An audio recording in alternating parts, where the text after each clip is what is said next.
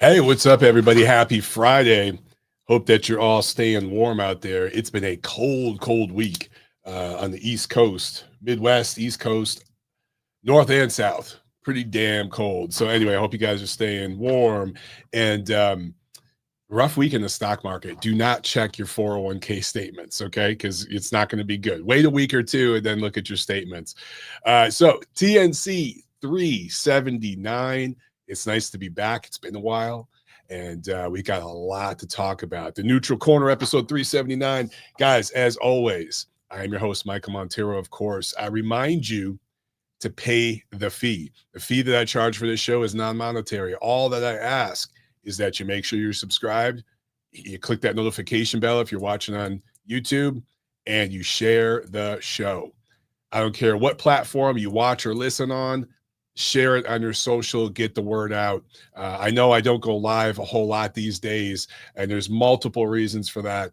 But when I do go live, I appreciate you guys coming on and hanging out. And, the majority of my audience, it's only like 10% or so of my audience here is here on YouTube. The majority is on the audio pod. So I appreciate you guys listening to the audio all around the world on different platforms all around the world. You guys are awesome. So please pay that fee. If you're new to the show, if you're new to the channel, great. Please subscribe.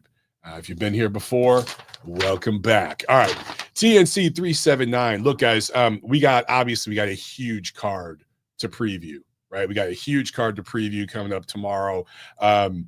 It's honestly probably the best card that I can think of in my lifetime. Certainly the best pay-per-view card value-wise since the 90s, maybe all time, but certainly this century, post 2000. I can't think of another fight card in the 2000s that compares to this card in terms of the value that you're getting for the price, the amount of fights, the high-level fights. And then we had two fights. Obviously, we'll talk about this, but we had two fights that were in jeopardy of not happening, right? Including one of the best fights on the card.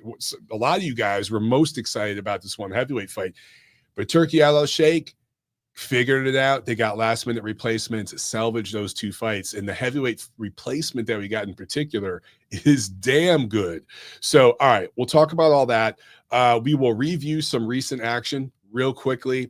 And then I want to do some quick talk early on here about Canelo 4-fight deal with Turkey, how that's going to look, where I see Canelo at this stage of his career. Because I made some posts on X related to Canelo recently. And man, the Canelo fans, some of you guys are really, really sensitive. Some of you are like shit down my throat. And I just want to clarify some things about Canelo and give my thoughts on his career and where he's at in his career right now. And then talk a little bit of pound for pound, because I was talking to a friend of mine this week, a colleague in the business, as they say, in the industry. And we were talking about this current generation, right? That's been around, let's say, since the mid 2010s to now, like the last 10 years. And you think of the names and they're kind of on their way out over the next year or so. And what we were discussing is who is going to take over? Who are the new guys? And so I wanted to pose that question to you all. Okay. So let's get into this. Let me make sure that I'm set up here. We got the phones. We got the phones set up. Yes, we are good on the phones. And then we got the chat set up here on YouTube. If you guys get any super chats in, I'll get to them. And then other than that, we're just going to roll right through, man. All right, much to discuss. So let's jump right in. Okay, Canelo Alvarez, 4-fight deal with Turki Al-Sheikh Riyadh season. He had, I think, 1 fight left on this PBC deal. I guess that blew up, and now he's doing 4 fights with Turki Al-Sheikh. The first this May will be against Cuban William Skull, who currently has the IBF super middleweight belt that was stripped from Canelo. So now Canelo is going to have a chance to reclaim his undisputed super middleweight championship, which he has held on to now for several years. And the politics of boxing, with him being the money guy, the face of the sport, he's been able to hang on to that undisputed championship. He briefly lost one of the belts, but he's about to get it back. Yes, I like Canelo, even at this stage of his career, to completely dominate Skull and win that fight. I'm looking at other recent undisputed champions, and they've had a much harder time hanging on to their belts. So money talks when it comes to these belts in these undisputed situations. Anyway, should he get past William Skull, the talk is that he will fight Terrence Crawford later this year in September. For Terrence Crawford, no news right now about who he may fight in the midterm. Probably nobody. He's probably going to sit on his butt and wait for the Canelo fight and fight him in September. And that would be, I believe, the 6th year in a row for Terrence Crawford fighting once a year.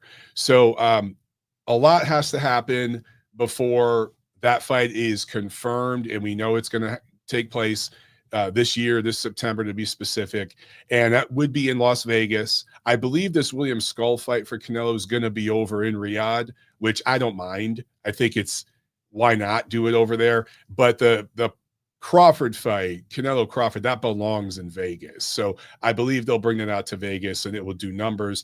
It'll be seen as the biggest event of the year. As we get closer to it, I'll give my thoughts. I'll just say this, initial gut feel, and I've said this on other shows. I like Crawford in this fight. And I know it's becoming the trendy hipster pick to go with Crawford suddenly, but I felt that way the whole time just because of where these guys are at in their careers. Now, I may change my opinion. Let's see how Canelo looks against William Skull. Maybe I'll see something like, oh, it looks like he's got some bounce back, and I'll have a different opinion. But as of right now, my initial gut feel is Crawford points, particularly if it's in Vegas, which I know going against Canelo in Vegas sounds crazy, right? But at this stage of their careers, okay. Which brings me to the next subject. This is something I wanted to talk to you guys about. I wanted your input on this, okay? So get in on the chat. If you're listening later in the audio podcast, which again, 90% of my audience is on the audio side of this, DM me, tweet me, hit me on Facebook, whatever it is, Instagram, and let me know what you think about this, okay, where I'm about to go here, because I want to know, am I overlooking somebody or maybe a few fighters? But here are a few names, okay? Alexander Usyk, Terrence Crawford, Canelo Alvarez, Dmitry Bivol, Artur Beterbiev, right? This is all relevant because two of these guys are fighting this weekend, right? And then there's implications for other fighters depending on the results of this card, including Usyk, right? All those guys right now are pretty much on everybody's pound for pound list. Now, my particular thing with Canelo, I don't necessarily rate him pound for pound right now because he's not fighting pound for pound level opposition. I recognize his contribution to the sport. I have followed his career for over a decade now. When I say follow his career, I don't just mean as a fan. I mean, I've traveled all over the country as media covering his fights. I've literally covered Canelo events from Florida to Texas to New York to Los Angeles and Las Vegas, okay? And so I've covered him all over the country. First ballot Hall of Famer, he's got my vote. That's a lock.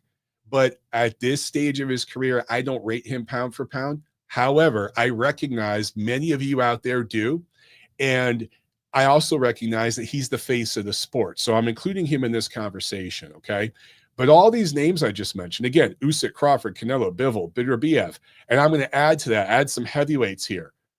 Tyson Fury, Anthony Joshua, Joseph Parker, Zhilei Zhang, they're fighting on this card. And then I'm going to add a couple more names who are already basically semi-retired. Vasily Lomachenko, Roman Gonzalez, Gennady Golovkin, okay? These are the names of the guys that, some more than others, have been the faces of this generation. Some of these guys are pound for pound. Some of them are maybe short of that level, but these are the faces, okay? And I would say all the names I just mentioned within the next 12 to 24 months are going to be out of the sport. Canelo is already on what I consider to be his farewell tour.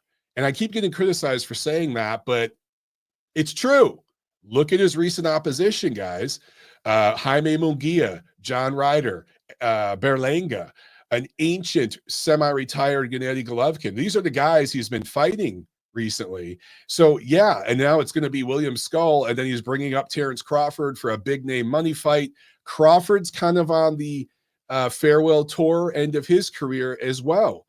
Alexander Usyk, in a recent interview, said that he's already thinking about retirement, maybe another fight or two, and then retirement.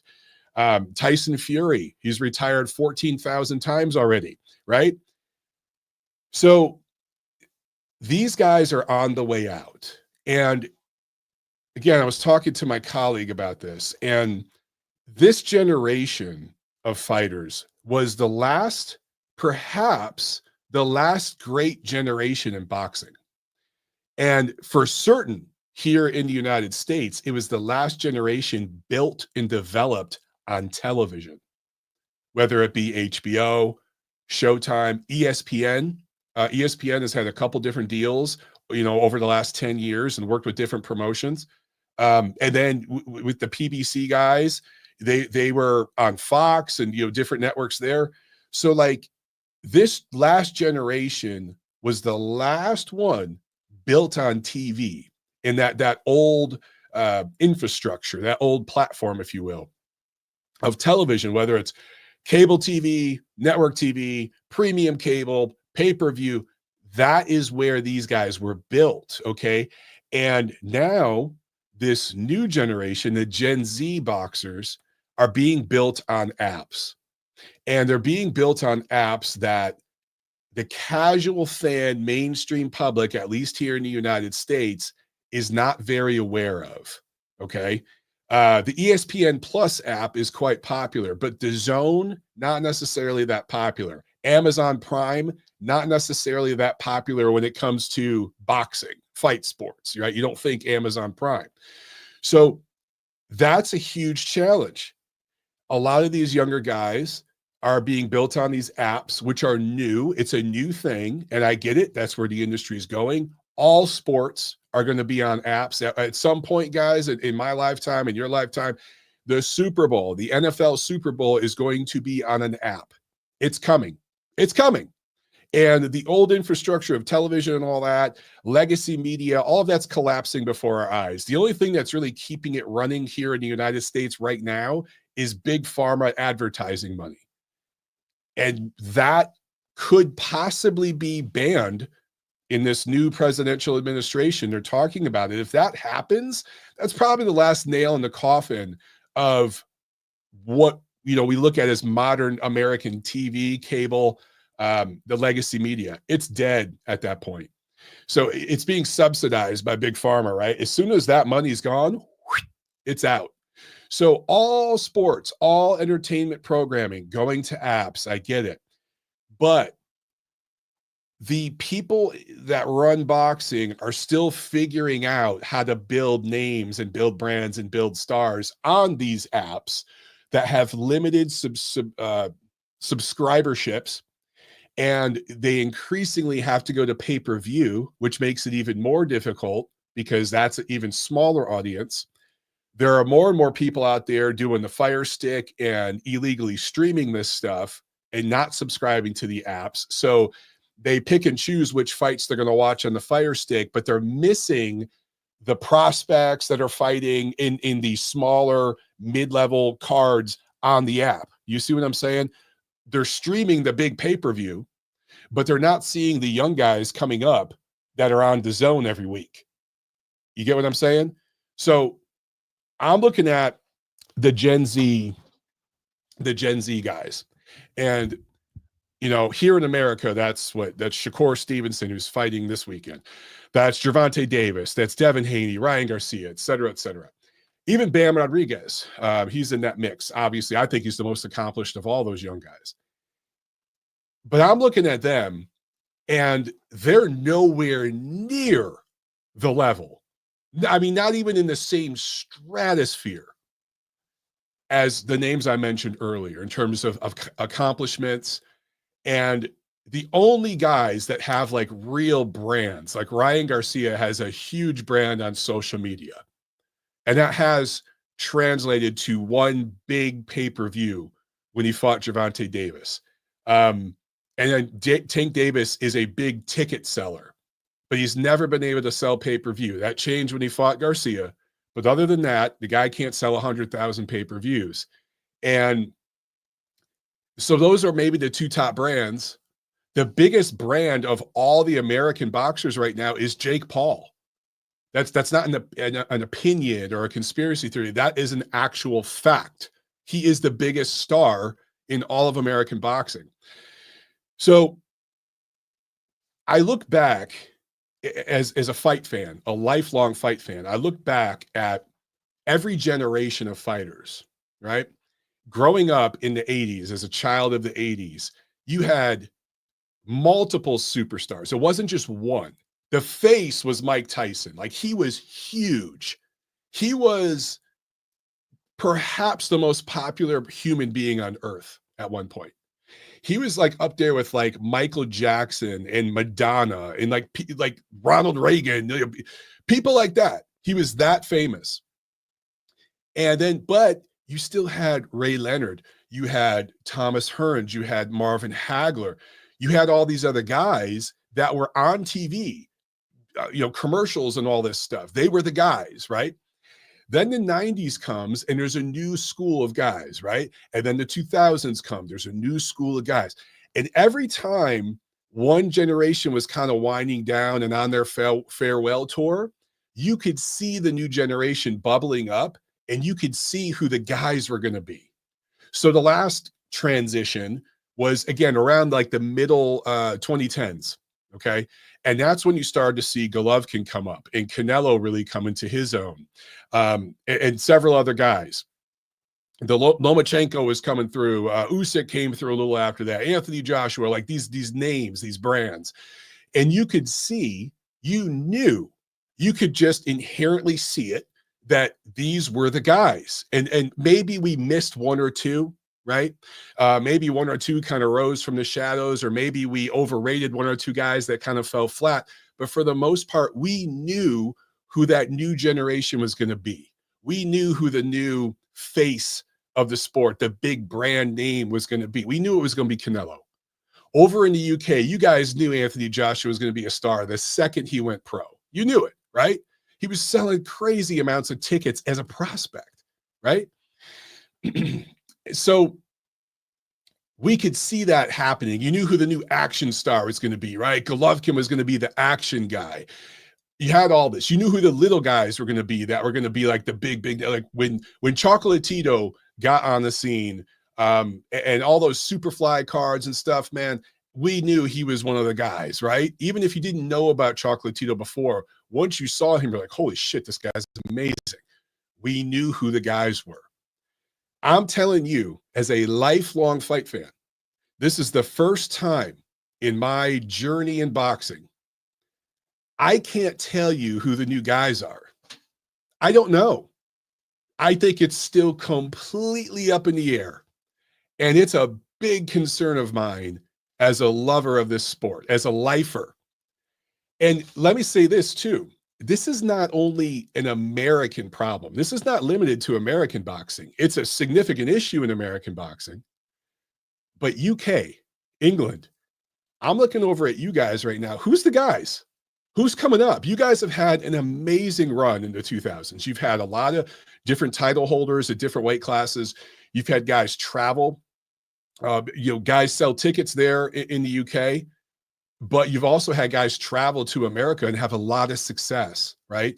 You've had some big brand names, and just guys at the mid-level, the elite level, everywhere in between. And now I'm looking and it's like, who are the new guys over there? Perhaps it's Hamza Shiraz. We're going to talk about him a little later in the show. Obviously, he's fighting tomorrow. Maybe he's the guy, but UK, it's looking kind of dry right now too, to be honest with you. And here's another one, and I'm probably going to catch some shit for this. Mexico. Who's taking over for Canelo? Who is it? I don't see anybody on the horizon in Mexico that is going to come along and be anywhere near the brand, the level of success of Canelo Alvarez.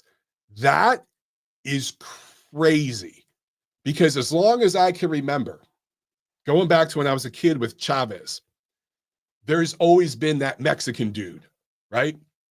And some were more popular than others, right? Chavez obviously was extremely popular, but we knew who the guys were. Who's the guy? Who's the guy right now in Mexico? I don't know. And it's not like I'm a casual fan that doesn't really follow this sport. I'm pretty much dialed in every day. Who's the guy? So this is definitely an issue in a lot of different markets. I'll tell you the one market that doesn't have this issue right now, Japan. Japan has Naoya Inoue, who's a bona fide star, right? You got Nakatani, and there's other guys coming up. There's other prospects. Japan's good. You guys have a scene that you've built up over there, and you've got for the next 5-10 years, you're good. We know who the guys are. No questions. Japan's good. Other than Japan, I don't know. I don't know who the guys are. So this is what I want to hear from all of you. Message me, tell me what you think. But to me, I'm just wondering, this generation that's kind of coming into that farewell tour, those years over the next 12, 24 months, was this boxing's last great generation? It's a fair question.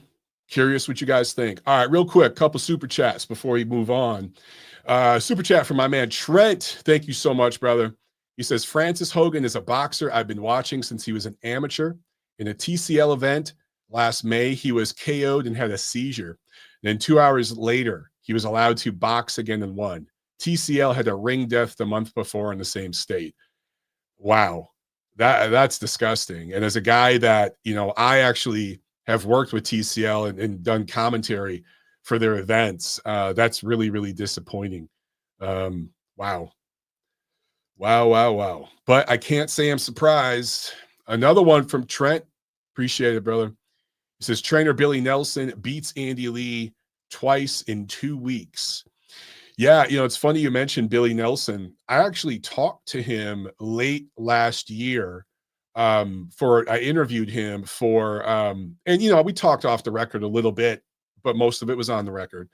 And it was for an article I did in Ring Magazine previewing this card.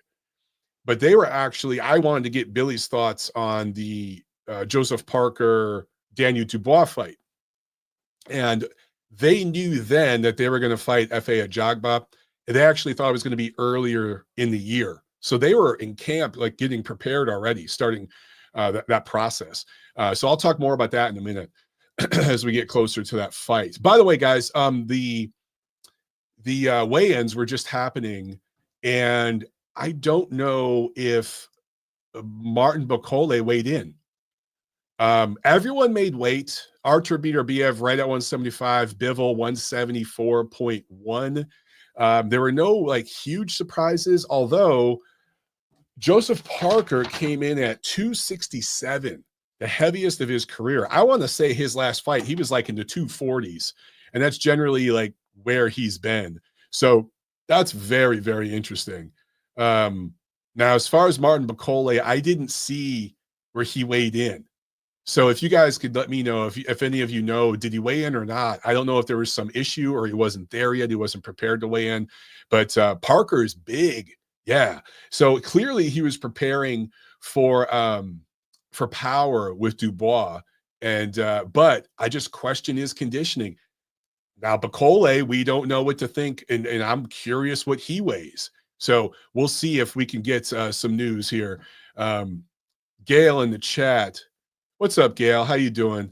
She says, no, Bakole is on the last leg of his trip flying from UAE to Riyadh. Yeah, that's what I heard, that he's still in the air, which, look, it's understandable. The guy, you want to talk about last minute replacement.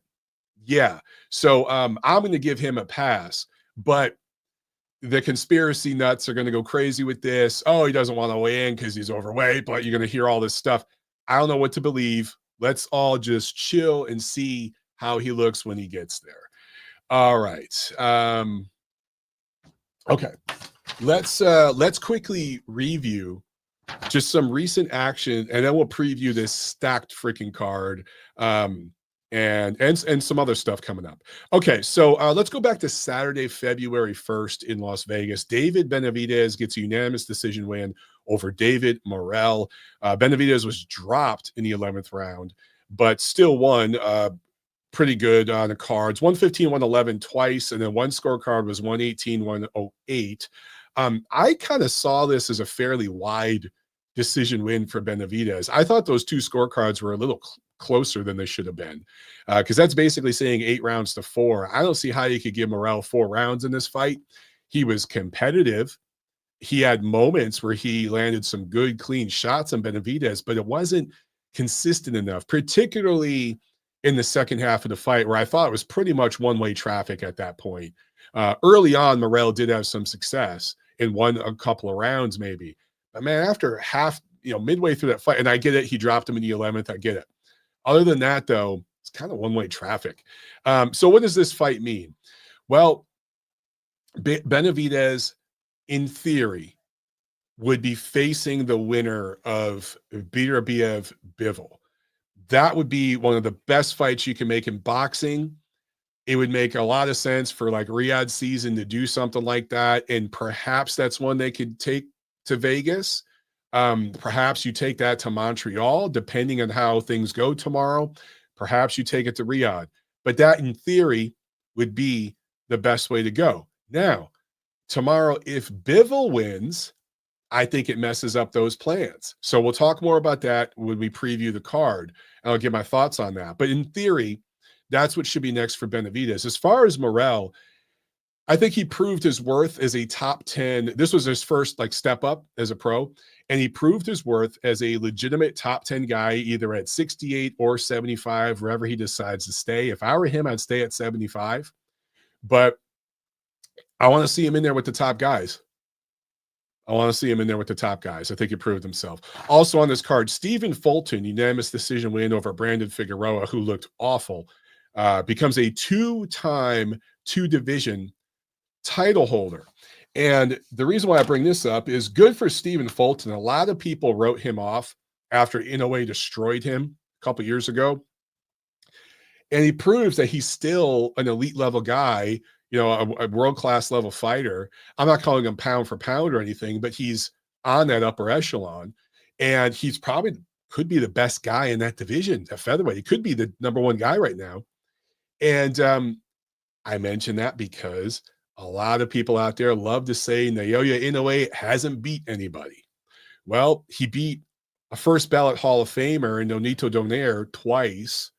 And he beat Stephen Fulton, a 2-division world champion, in pretty decisive fashion. So, yeah, he's beat somebody multiple times.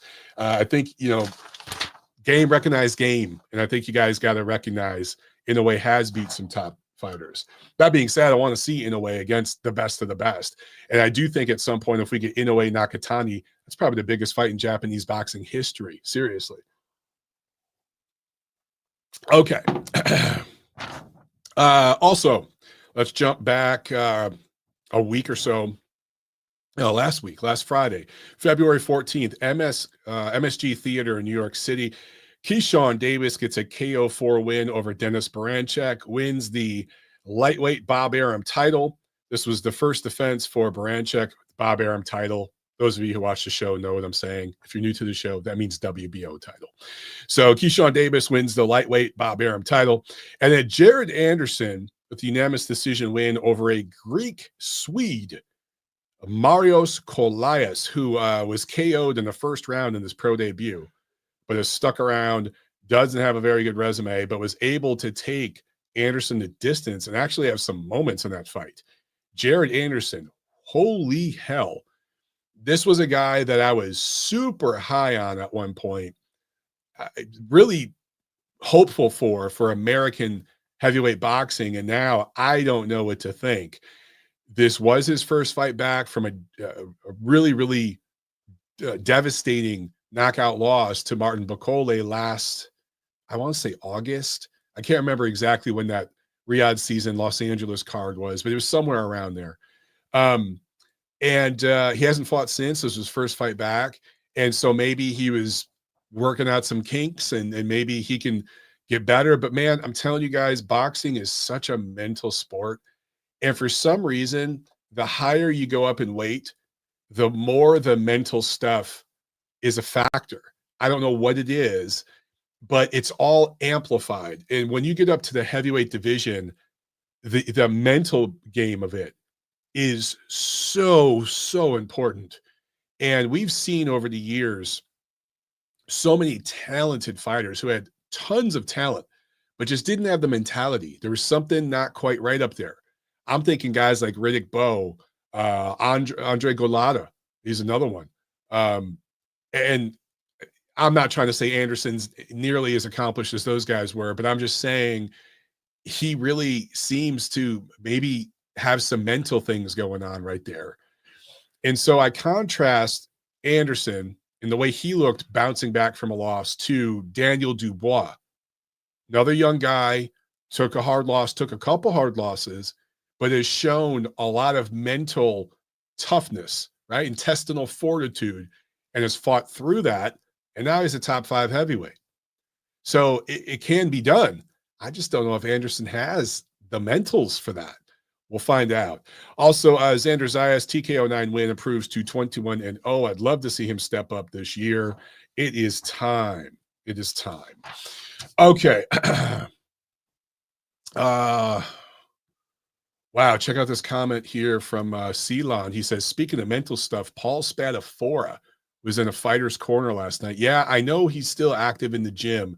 That's another guy who had a ton of talent, but the mentals, and he couldn't stay out of trouble, dude. There was just a street guy who couldn't leave that street life behind, and it cost him. Viva Padres says, you guys think this is the best pay-per-view card ever? Probably the best one in recent memory. Great segue into our preview. So let's get right to it, man. Okay. Is this card the best card ever? It's certainly in the discussion. It really, really is. I wrote a preview piece on this in last month's issue of Ring Magazine, and it was really fun writing that piece because I just looked at like all these fights. I'm like, my God, usually when I do a preview piece, there's 1 or 2 fights. At best, it's a triple header, right? But I'm writing about 7 fights. And all 7 of them are intriguing in their own way. Some very, very intriguing. And man, it was just a lot of fun writing that article because instead of just looking at 1 fight or maybe 2 fights, whatever, I'm 7 fights on a card. And I mentioned some of those Don King 90s cards in my article because I one of the first things I wrote in the first paragraph or 2 was, this has got to be the best pay-per-view card ever. It certainly stacks up in comparison with those loaded Don King cards in the 90s, Revenge of the Rematches, all that kind of stuff. And I was like, no, really, it does. And then I, laid out the schedule. For those of you just getting on, at the very, very top of the show, I talked about this real briefly. I'm a lifelong boxing fan. I'm 45 years old, child of the 90s, child of the 80s, teenager of the 90s, young adult of the 2000s. Okay. So there, I aged myself.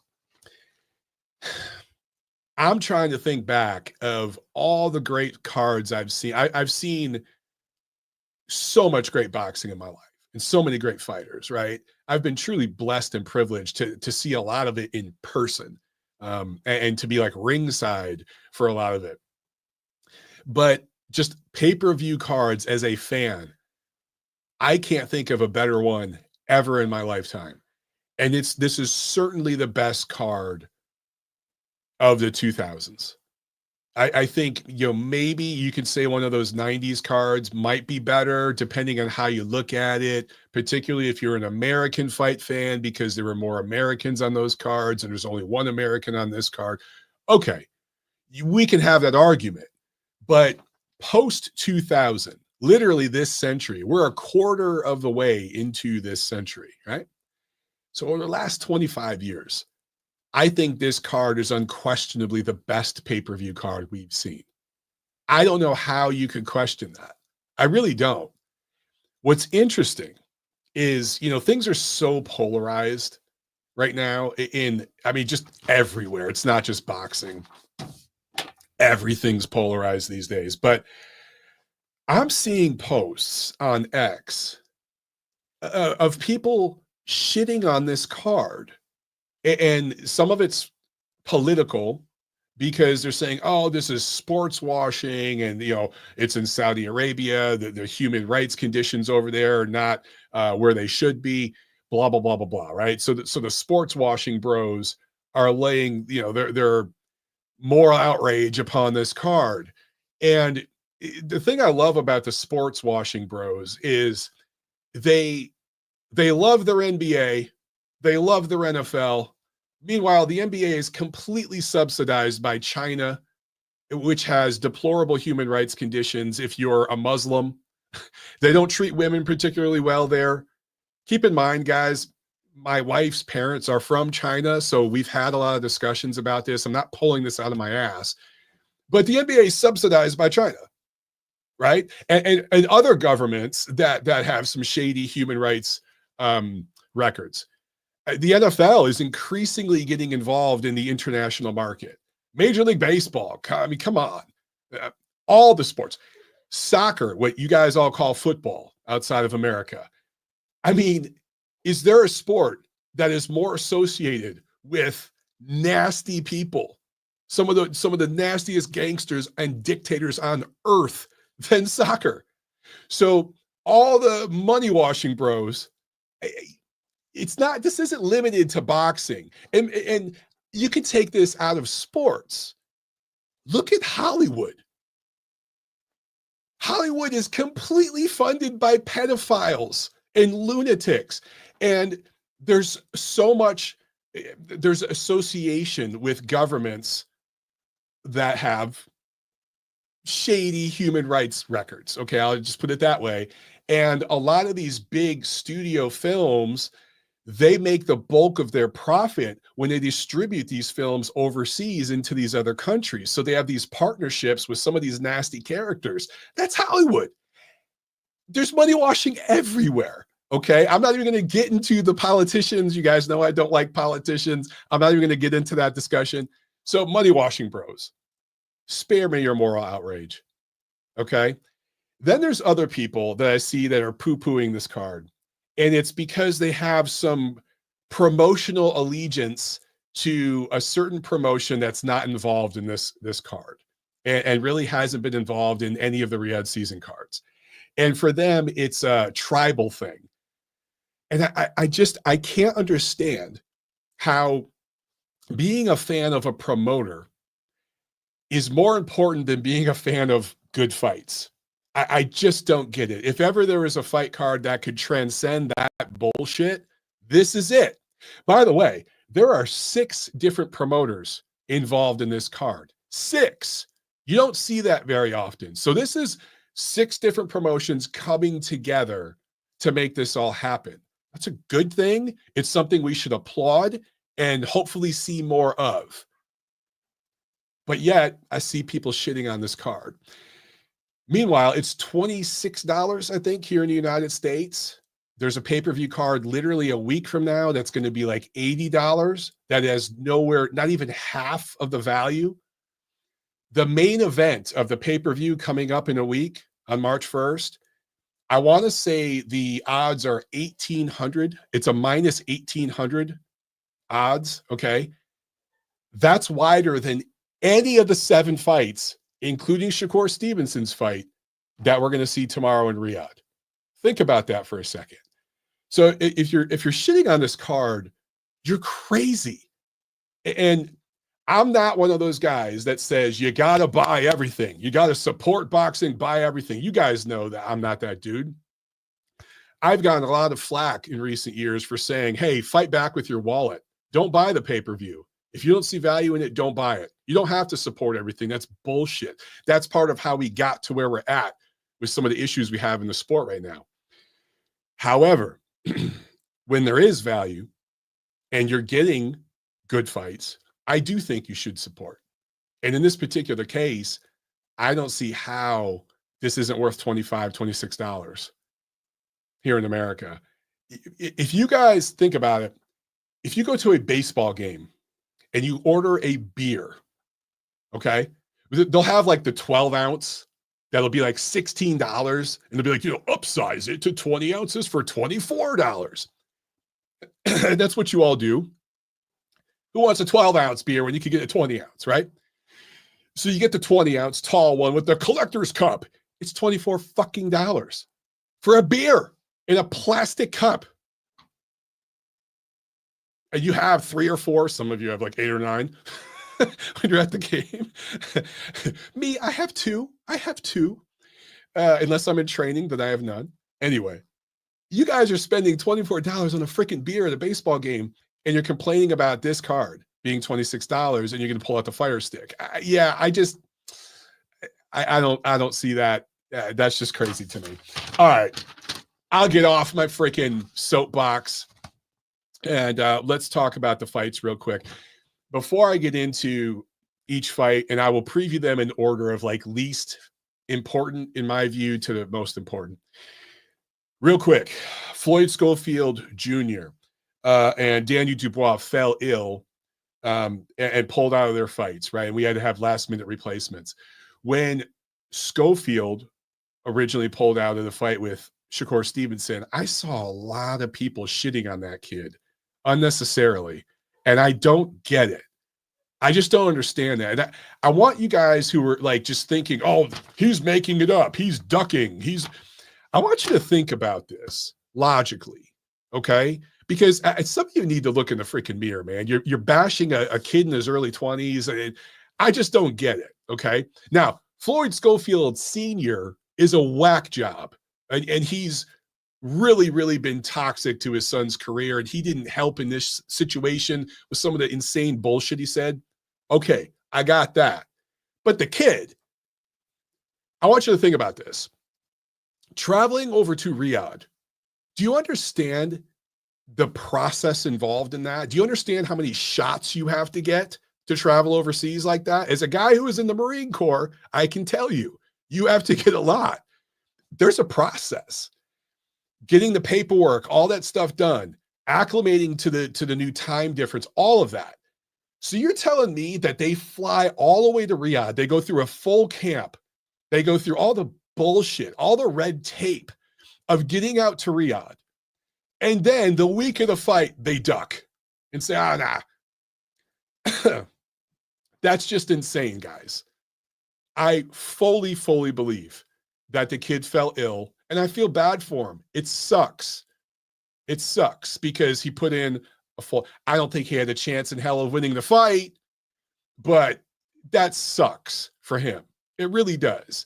And to see everyone there's this just huge group of people on X just bash the kid and accuse him of ducking and all. And I'm just like, guys, does everything have to be negative?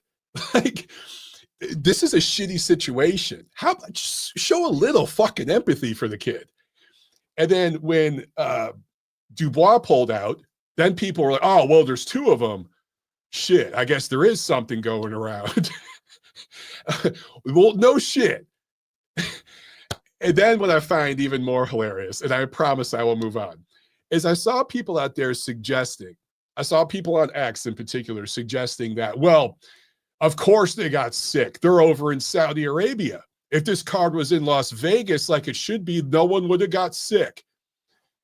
Are you kidding me? There is shit going around here in the United States. I'm just getting over the flu. My daughters both had it, and they gave it to me and my wife. That's why my throat's scratchy and why I'm drinking water here.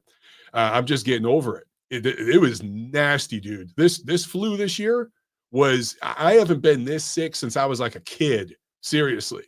So the notion that this is somehow Turkey's fault, that 2 fighters got sick, some of you guys will find a way to create controversy and negativity where it really doesn't exist.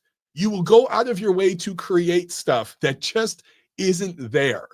And just chill, calm down, have a drink if you have to, smoke a joint, whatever the hell you're into. Just relax, bro, and enjoy the fucking fights tomorrow. It's a good time to be a fight fan, okay? Not everything has to be a battle. Okay, now let's preview the action. Shakur Stevenson versus Josh Padley, who is a last-minute replacement. Padley's 15-0, 4 knockouts from Yorkshire.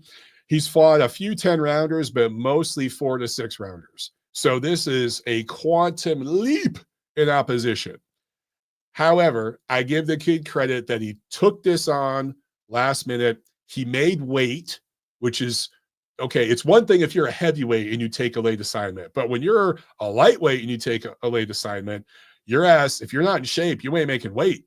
So this kid was in shape, makes weight, and he is going to go after Stevenson's WBC lightweight title. This is the second defense for Stevenson. Both these guys weighed in right around 134. Okay. All that being said, credit to Padley. Get it? He doesn't have a chance in hell of winning this fight. A lot of times when you get a last-minute replacement, it can throw off the favored fighter. We've seen that countless times in boxing, right? We've seen guys pull upset being the last-minute replacement. But generally speaking, when those upsets happen, the guy coming in has a style that's all wrong for the main event fighter or the favored fighter, and or has the applicable experience to be ready for that moment. Okay, Padley has neither of those things. So for Shakur Stevenson, there is some pressure here because this is the biggest platform he's fought on. This is a showcase for him, and he's got to look great. He's got to dominate. Dude, you get one round to feel this guy out and see if he's awkward and you need to, measure some things and adjust. You get one round, and then you got to go to work. If this goes past 3 or 4 rounds, it's a bad look for Stevenson. And this is a guy that has been accused of being a boring fighter, right? I've likened him to the second run of Vladimir Klitschko, where Klitschko was completely focused on space, distance, angles, footwork, right? Getting your head off the line, holding when you need to, and just jabbing the hell out of a guy from distance, outpointing him, and winning that way. The difference between Stevenson and Klitschko is that Klitschko had an eraser in his right hand. He had a shotgun jab, one of the best jabs in the history of boxing, not just the heavyweight division, but boxing. He had a great left hook that he could get guys out with. So Vlad would jab and grab for 6, 7, 8, 9 rounds and then sleep a dude. Stevenson don't do that. He doesn't have that eraser. So that's the difference. In this fight, you got to show us something, brother. You got to get this guy out of there in emphatic fashion. This is your chance to have a showcase to get people excited about you.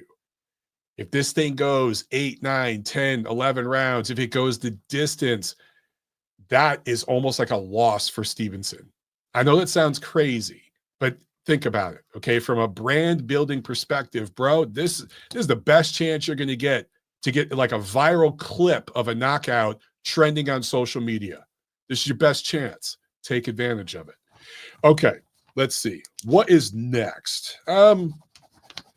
Let's look at this Joshua Buatsi Callum Smith fight for the interim WBO belt at light heavyweight. Buatsi went pro in 2017, right? He is yet to step up. His resume is very poor for a guy who's been a pro now, 8, 9 years? So on paper, this is the first big step up of his career. It's literally shit or get off the pot time for Joshua Buatsi. Keep in mind, this guy went to the Olympics, right? This guy went to like world championships, the Olympics. This guy had an amateur career, a legitimate one, and he's really taken the slow approach developing as a pro. This is his chance. This is a showcase. This could be a coming out party for him, or he shows us something we haven't seen before. This is another guy who has been accused of doing just enough to win and not really setting the world on fire. Now, Callum Smith, little taller, little longer, way more experienced. But older, he's been in some tough fights. He's been stopped. He had when you fight Artur Beterbiev, that's going to change you, right? He had a tough stoppage loss against Beterbiev. He had a one-sided, I'm not going to call it a beating, but he definitely took some punishment against Canelo, particularly to the body. So he's been in these long fights, and I think that Buatsi's getting him at the right time. My money is on youth here. I'm going to take Buatsi by decision. I think if he wants to make a statement, again, you got to go for the stoppage here. You got to try to get a late round stoppage, get Smith out of there. This is your chance. Big stage, biggest opponent. You got to make a statement, brother.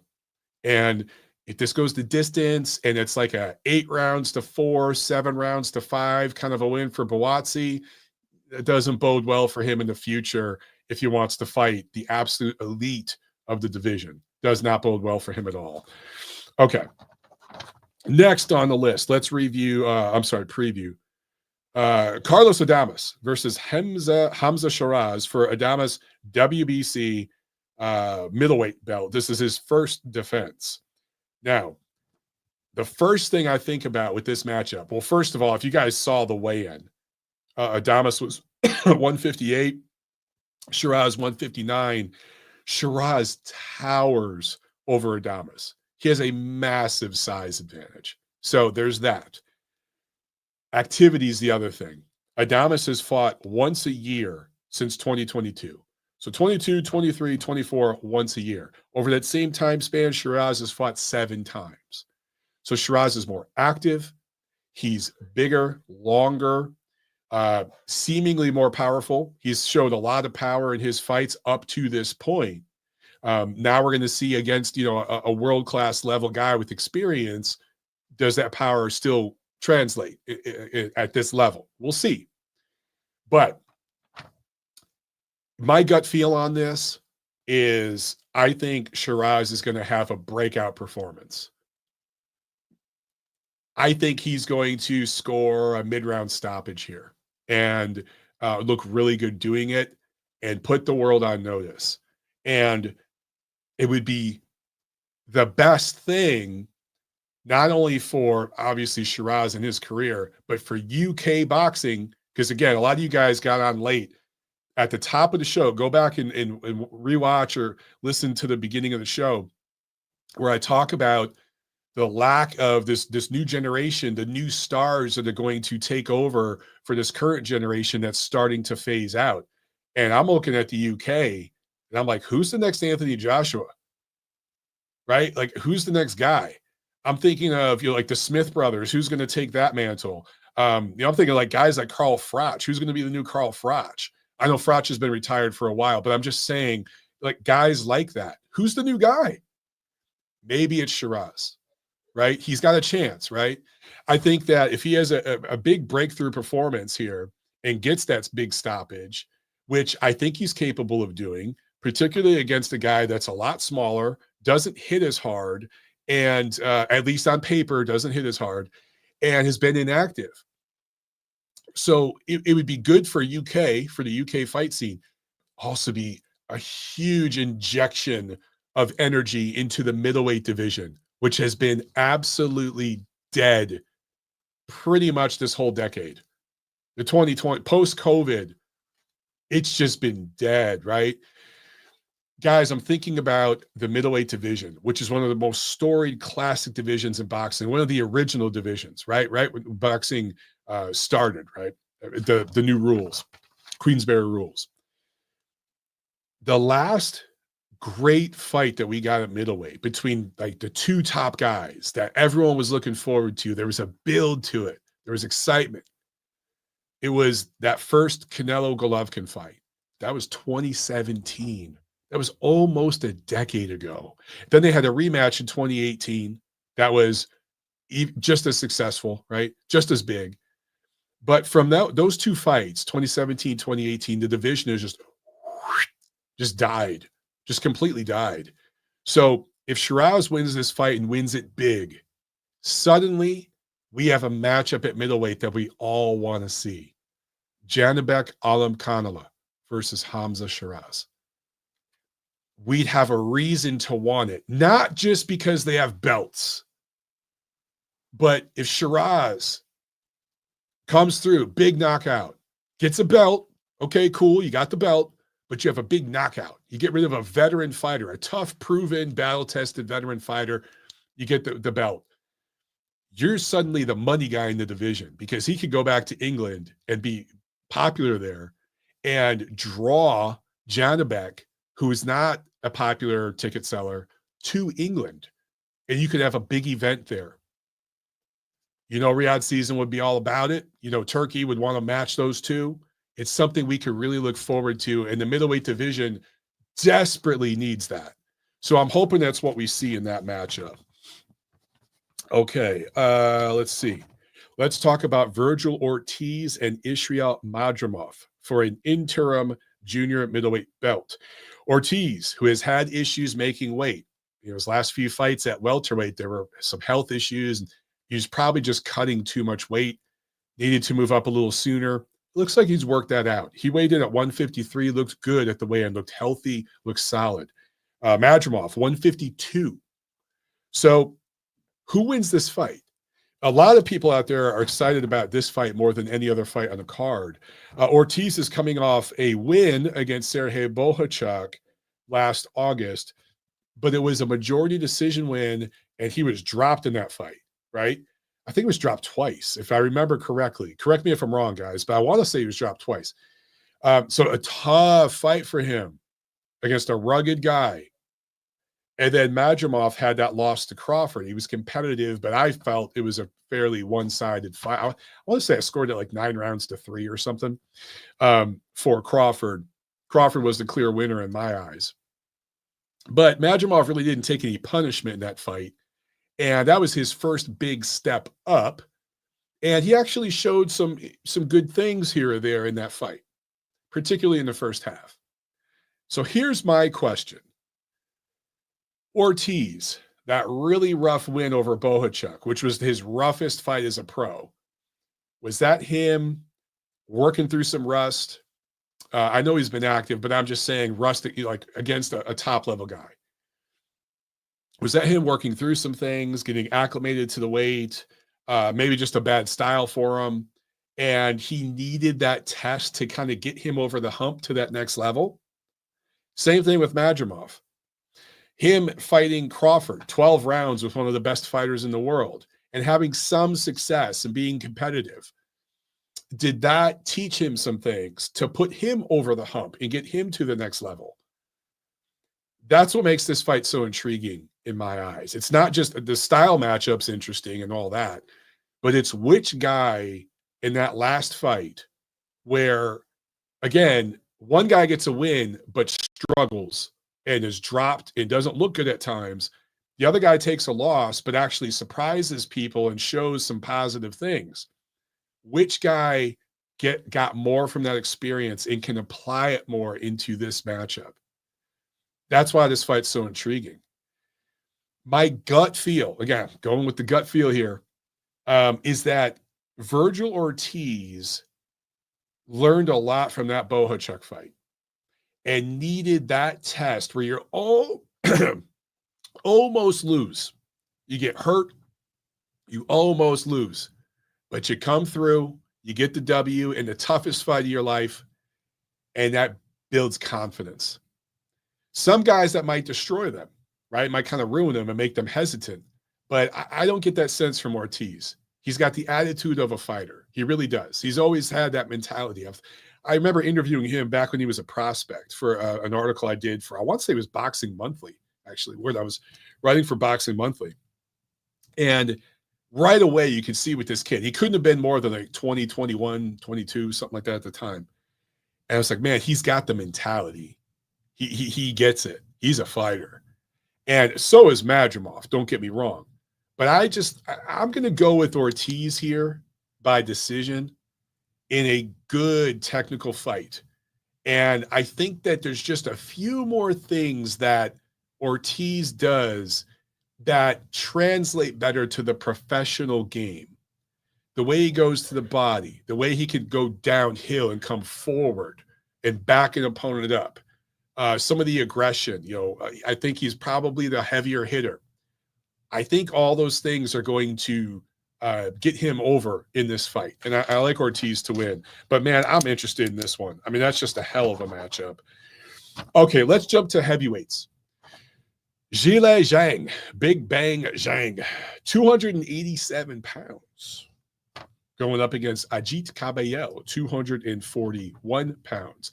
So let's look at the weight for your weigh-in bros out there. Zhang was 282 against Wilder. He was 291 against Parker, where he took a loss despite dropping Parker twice. 287 against Joyce in the rematch, and 278 in that first fight with Joyce. 277 for Hrgovic, where he dropped Hrgovic but lost a decision. So his weight has fluctuated from the high 270s to the low 290s. So him coming in at 287 is kind of right around where he should be at this point. I think that weight's just fine. Keep in mind, this dude's like 41, 42. So he's not going to weigh in the way he did when he was younger. For Caballel, he was 241 for this fight. He was 238 for Frank Sanchez. And then in other recent fights, I'm looking 241, 238, 238, 237. So he's right around where he should be as well. Who wins this fight? A lot of people have a lot of opinions on this. And I've heard, it seems it's split down the middle, because I've seen a lot of people picking Caballel, a lot of people picking Zhang. So obviously there's a massive size difference, right? Caballel is listed at 6'3", 80-inch reach. Zhang is taller, 6'6", but the same reach. Zhang doesn't have very long arms. He's kind of got some T-Rex arms for a guy that big. His arms are not that long. But he does get very good leverage and punches very straight and tends to get pretty good length on his punches. He keeps guys at the end of his punches for a guy who doesn't have the longest arms. But these guys are the same reach. Also, I mentioned Zhang's age. He has shown a tendency to get tired late in fights that he was winning. I thought he was well ahead in the Hrgovic fight and kind of faded late. I thought that he was well ahead in the Parker fight early on and started to kind of fade, because he dropped Parker early, like in the third round. And I know he dropped him again later on, but he started to give up rounds down the stretch. He tired out and kind of gave that fight up. So he's a guy that tires down. Now, Caballel, what does he do well compared to most heavyweights? What does he do well? Goes to the body. He might go to the body better than any heavyweight right now in the top 10. I think he's going to go to the body early and often against Zhang. He's going to have to walk through some fire to do that. Zhang is a southpaw, so I don't know how much experience Caballel has against southpaws, but he certainly hasn't fought an elite level southpaw at heavyweight. So I do question, can he get through that fire? If he can survive those early rounds, I wouldn't be surprised to see Caballel down once early. If he can weather that storm, get this into the middle rounds, and start pushing into the late rounds, work the body, work both sides of the body, I think that he can take over in the second half of the fight and pull it out down the stretch, similar to what Hrgovic was able to do, similar to what Parker was able to do. Now, there were a lot of people that thought Zhang beat Hrgovic. There were even some people that felt Zhang deserved to get the decision over Parker. I saw a few of you out there say that. Okay. And maybe some of you will feel this way, the same way if Caballel gets the decision here. I'm just telling you, the early rounds favor Big Bang Zhang. If it gets into the second half of the fight, that favors Caballel. Gut feel, it's the gut feel show. I want to take Zhang because I'm a fan of his. I really have enjoyed watching his fights. But I got Ajit Caballel fever right now. That performance against Frank Sanchez was really, really impressive. That was a breakout performance, right? I talked about Hamza Shiraz earlier, Shakur Stevenson. I want to see that breakout performance that gets people excited, particularly from Shiraz, because Stevenson's already established himself as a top-level guy. But Caballel had that against Frank Sanchez last May in a Riyadh card. So, he hasn't fought since then. So there's that. But can he repeat that same kind of magic? I got to say, comparing Frank Sanchez to Zhang, Sanchez is a big guy. He's a Cuban, well-schooled, orthodox. He's not a southpaw like Zhang. He doesn't hit as hard as Zhang, doesn't have as good of a chin. He's not as durable as Zhang. So are all of us maybe overrating Caballel based off that win against Frank Sanchez? I will say this, and it's going to cause controversy. I don't give a shit. A lot of Cuban boxers get overrated as pros. For decades, the Cuban amateur system has been one of the best in the world. For a while, it was the best in the world, right? I would say increasingly now, I don't even consider Cuba a top 5 program anymore. They're just not. They're not. They're in the top 10, but they don't have a top 5 program. There are multiple programs over in the Eastern Europe, Central Asian countries that are outperforming Cuba these days. But Cuban boxers look cute in the ring. They throw straight punches. They have perfect balance. They throw all the punches the right way. They know how to keep distance. They know how to work angles. They are very well schooled in the fundamentals. But, question, how many Cuban boxers have come into the pros and had Hall of Fame careers? I'll wait. The only guy that I think comes remotely close that I can think of in recent years is Guillermo Rigondeaux, right? And he was briefly on the pound-for-pound list. He was truly a pound-for-pound level guy for a while. He's the only Cuban I can think of that made it to that level in recent years. So I'm not beating up on Frank Sanchez. I'm just saying, did he come into that fight overrated? And are we overrating Caballel off that win? I'm looking at Sanchez, and I'm just looking at his resume, and it's not very good, right? The promotion he fights with, they don't really match their guys tough. He got a big payday to come over and do the Riyadh season card against Caballel, and it didn't work out for him. So that's the only thing I question. But I'm going to go with my gut feel on this, and I'm going to take Ajit Caballel by decision in this fight. I'm going to take him by decision. I say he gets off the canvas early on and weathers the Big Bang Zhang storm and pulls out a decision win late. Okay. I want to make sure I didn't skip over any super chats, because I saw there were some earlier. I just want to make sure I didn't skip over. Okay. I think we're good. All right. Let's keep it going. Let's keep it rolling. Now, heavyweights, the other heavyweight fight, Martin Bivol versus Joseph Parker. This originally, of course, was going to be Daniel Dubois defending his IBF belt, his first defense against Parker. I don't know how this affects the IBF situation. Coming into this fight, again, it was going to be Dubois defending against Parker, but Bivol was set to fight F.A. Ajagba for an eliminator to win the right to fight the Dubois Parker winner, right? So I'm not sure how all that's going to be handled by the IBF. If any of you know, let me know, but I haven't seen any news from that. I haven't received anything in my inbox or whatever about it. So I don't know. However,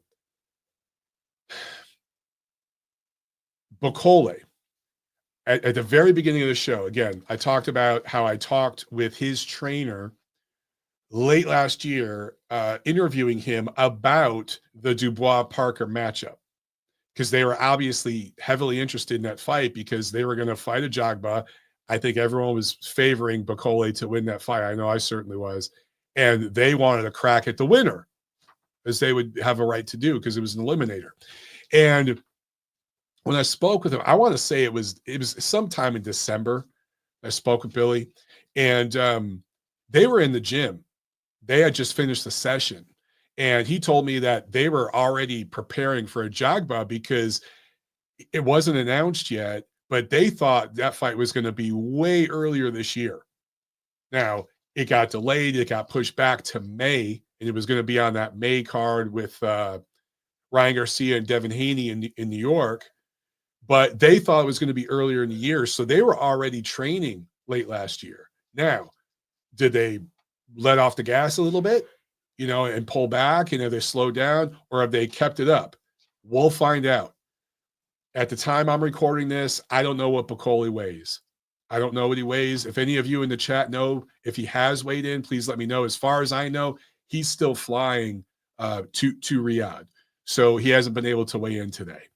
So I don't know if he's in shape, but based on the conversations I had with his team a couple of months ago, they were in the gym and working. Now, again, when that fight with the Jagba got pushed to May, they may have pulled back, said, hey, take some time off, or maybe they stayed in the gym. My hope as a fight fan is that they stayed in the gym and that they're obviously Bivol is not going to be in the best shape of his life because you peak, you have that crescendo right at the end of camp in what's called Hell Week, right? That last week of camp before you go into fight week. That is the crescendo. And then you rest during fight week, let your body recoup a little bit, and then you go, right, on fight night. So he's not going to be there because he wasn't at the end of a camp. So I'm not expecting the best version of Martin Bivol, but I'm expecting a professional to show up and be ready to fight. Won't be in the best shape of his life, may not look as good as we saw him against Jared Anderson or whatever, but I expect him to be ready to fight. Joseph Parker, I mentioned at the top of the show, he weighed in at 267, heaviest weight of his career. Guys, in his last fight, last March against Zhang, he was 247. In his fight before that against Wilder, 245. Okay, so this is a guy who's never weighed anywhere near 260, let alone 267. So I don't know what to think about that. Was he bulking up? Okay, if you're bulking up, now remember, he was in camp to fight Daniel Dubois. If you're bulking up to fight Dubois, okay, I can understand that, but wouldn't you bulk up to fight Zhang? Zhang's bigger than Dubois. Deontay Wilder is, the myth of Wilder and his massive right hand, the biggest right hand in the history of boxing. Wouldn't you bulk up for that? So you're 245 for Wilder, you're 247 for Zhang, and then you're going to go up to 267 for Dubois? I don't know. I don't know what to think about that, guys. I really don't. I'll say this about Parker. I'm just looking here at his resume. He had that knockout loss to Joe Joyce at the end of 2022. And then in 2023, he fought four times in 2023 against weak opposition, right? He didn't fight any, ranked top-level guys. But then he uses that momentum, that activity, to go into the Zhang fight, which was last March, okay? So he had only been out of the ring for 3 months going into that fight. He hasn't been in the ring for almost a year now. So I do wonder where his head is at going into this matchup. I do wonder. Maybe there's something to this, and he just decided at this stage of his career to bulk up like that. But, man, putting on 20 pounds of muscle, Parker's 33. He's still, a fairly young guy. To put on that kind of weight, I just don't know what to think about it. I really don't. But at the same time, it's hard to call this fight because I don't know where Bivoli's at. I don't know what kind of shape he's in. So I'm 50-50 on this one. I just think anything could happen here. Now, Parker had a legitimate fight camp, okay? So even if he's not in the greatest shape of his life, he had a full camp. What that tells me is the more rounds this goes, it favors him. I kind of look at it the same way the Zhang Caballero fight, where the early rounds favor Bivol. If I'm Bivol, I'm coming out hot in the first round and looking to land some hard shots to get Parker's attention, maybe hurt him, put him down, cut him, something that you can work with into the middle rounds and late rounds of the fight, because you're going to get winded because you're not at your absolute best. And that's where Parker could have a surge. So you need to bust him up a little bit to limit that surge, right? Take some of the wind out of his sails early on. So I expect Bivol to come out hot and put a lot of pressure. And if Parker can get through that unscathed, then going into the second half of the fight, he has a real advantage here and a real chance to score this win. That being said, if Bivol is ready to fight and in good shape, the dude's got heavy hands. He's a completely different style than Dubois. He's almost in a better place coming into this fight. I know on the surface that sounds crazy to say, but hear me out. Parker has spent 3 months, 4 months, whatever it is, game planning and preparing for Daniel Dubois. Every sparring partner he brought in was mimicking Dubois' style. He brought in guys with his body type, and they mimicked his style. That's what he's been preparing for. Every combination on the mitts, every footwork drill, all of it in preparation for what Dubois does, okay? So you beat that stuff in. You do 1,000 rounds on the bag, on the mitts, right? Shadow boxing in a camp. And you're doing things, you're kind of setting, think of a record. I know some of you younger guys are like, what's a record? A record has grooves in it, right? So going through all those motions in camp, you kind of are putting grooves in your brain. There's that neurological, like mind-body connection, right? And you almost set patterns that you take into that particular fight. So that is where Parker is. His last sparring session was last week, and it was in preparation to fight Daniel Dubois. Then on fight week, boom, it blows up, and now Martin Bivol is coming in here. And you haven't prepared for this dude at all. So all those grooves in your brain that you have, all the patterns you've set up preparing for Dubois, that shit just all blown up in your face. Meanwhile, Bivol, yes, he's been lightly preparing for a Jagba, staying in the gym, staying loose, not really deep in camp, not really in the best shape of his life, but he's been loosely preparing for a Jagba. But he hasn't put in 3-4 months of work preparing for a Jagba yet. He hasn't set those grooves in his brain, right? Those patterns, the same way Parker has. So the pressure's on Parker here. It's not on Bivol. He's a last-minute replacement coming in. Everyone knows he's not going to be in his best shape. He could just let it all hang out and just let it rip. The pressure's on Parker. So that psychology is going to play a role in this fight, particularly if we get into some of those later rounds. We'll see what happens. I'm 50-50 on it. Seriously, I can't pick one.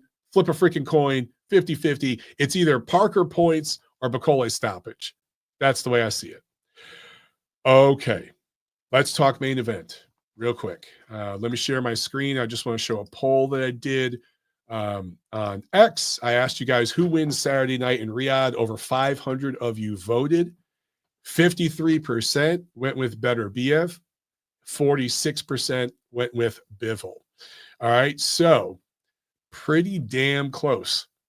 That's it. And, you know, if you look at the odds makers, that's pretty much how they see it. They have Beterbiev being a slight favorite. So you guys are right in line with the odds makers. And this is a pretty good sample size, 500 votes.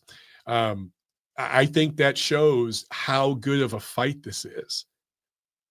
And I'm looking forward to all the fights on this card, but I'm most excited for the main event. This is still one of the best fights that could be made in boxing. And I know the first fight didn't give us like Gotti Ward moments, and it didn't even give us Golovkin Canelo moments, but it was still a damn good fight and a really interesting, close fight that could have went either way, depending on what you prefer. And coming into this rematch, I think we're going to get another one just like it. I really do. The question is, who can improve upon their performance in the first fight more? I actually expect both men to raise their games. I expect Beterbiev to look better. I expect Bivol to look better. I think they're both going to raise the stakes. There is always the chance of a cut or something like that affecting the fight. I hope that doesn't happen. But these two guys with their styles and how they go together, it's very possible there could be a headbutt, something like that, that could really affect the fight. I hope that doesn't happen. Barring something like that, okay, I expect another distance fight. I think we're going all 12 rounds. I think it's going to be very close. And there are going to be people arguing the decision either way on social media. Gut feel, because that's what I'm doing today, gut feel. My gut feel on this one is Dmitry Bivol gets the decision this time. Now, there may be people out there that feel Beterbiev won. Even people that thought Bivol won the first fight, they might think Beterbiev deserved it this time around. But Bivol gets the nod. That's just how I think. I think it could be a majority decision, split decision. I just think he will finish the fight stronger than he did the first fight. Those last 3 rounds, had he fought them a little harder, thrown more punches, stood his ground a little more like he did in the early rounds, he would have got the decision in the first fight. So I think he's going to try to do that here. And I'm going to go with Bivol by razor-thin decision, setting up a rubber match. And at the top of the show, I talked about David Benavidez, who, I'd love to see against the winner of this fight. That's one of the best fights you can make in boxing, right? Well, if Bivol wins this rematch, it blows that up. If Beterbiev wins, then there's no reason to fight Bivol again, and there's really nobody else to fight. And the fight to make this year, like literally this fall, would be Beterbiev Benavidez. And I think Turkey can get it done. Now, Benavidez has said some things in some interviews lately that make it sound like he might not want that fight. We'll see. All the money talks, right? But that would be the fight to make. And I think the time would be now. It'd be like, let's make that fight this year. However, if Bivol wins, I want to see a rubber match. If Bivol gets the decision this time, even if it's controversial and a lot of people don't agree with it, whatever, if he officially gets the decision, that sets up a rubber match. And we get a third fight between these guys within a calendar year. Think about that for a second. Think about how good of a fight the first one was. And if we get another one that's just as good here the second time around, and then we get a third fight. So that fight, their first fight was in October. Okay. So what if they do a rubber match this October? You get 3 fights between these two guys in a calendar year. That's big. That's great for boxing. And it's great for the light heavyweight division and for your pound for pound list. And it'd give both men a chance to show who's truly the best between the two of them. So that's what I see happening.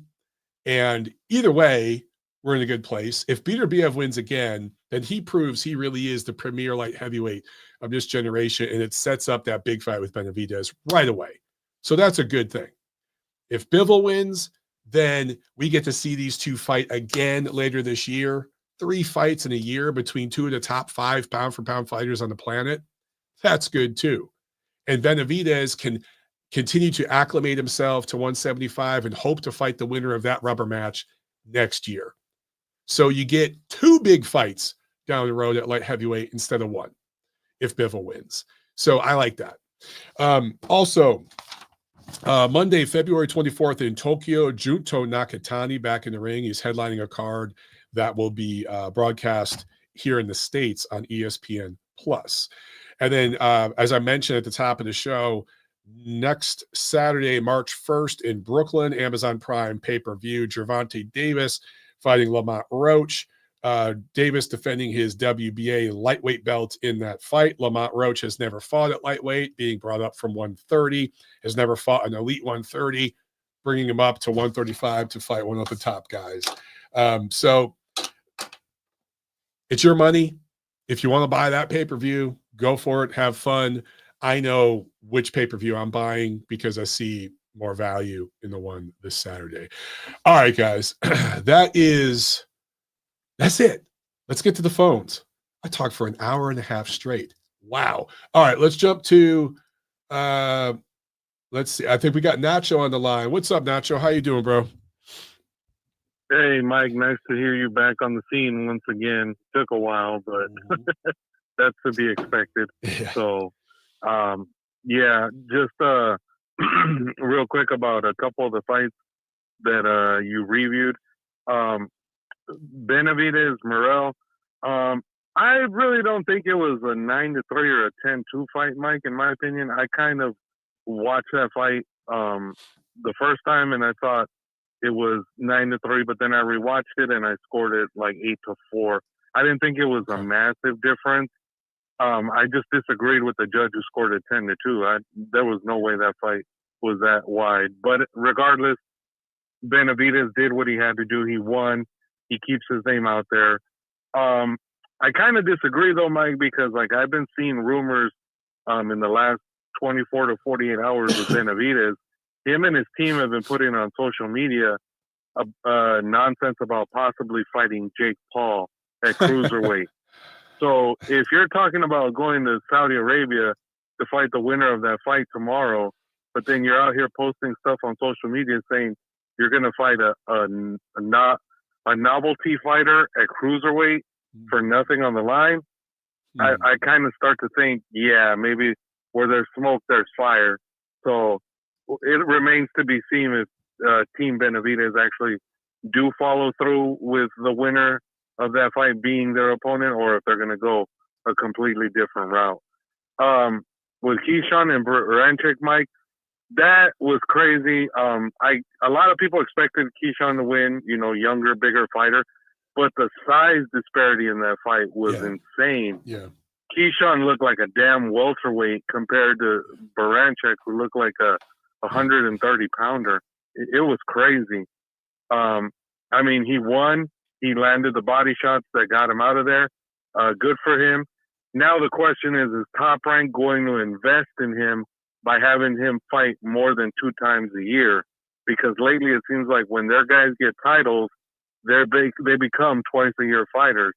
And at his age, he should not be a twice-a-year fighter.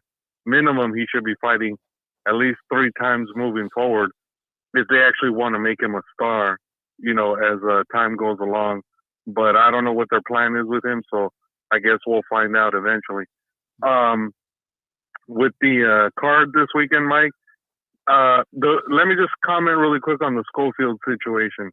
I honestly think a lot of people are shitting on the kid and his dad because they came out, well, more so the dad than the kid. The kid really didn't talk.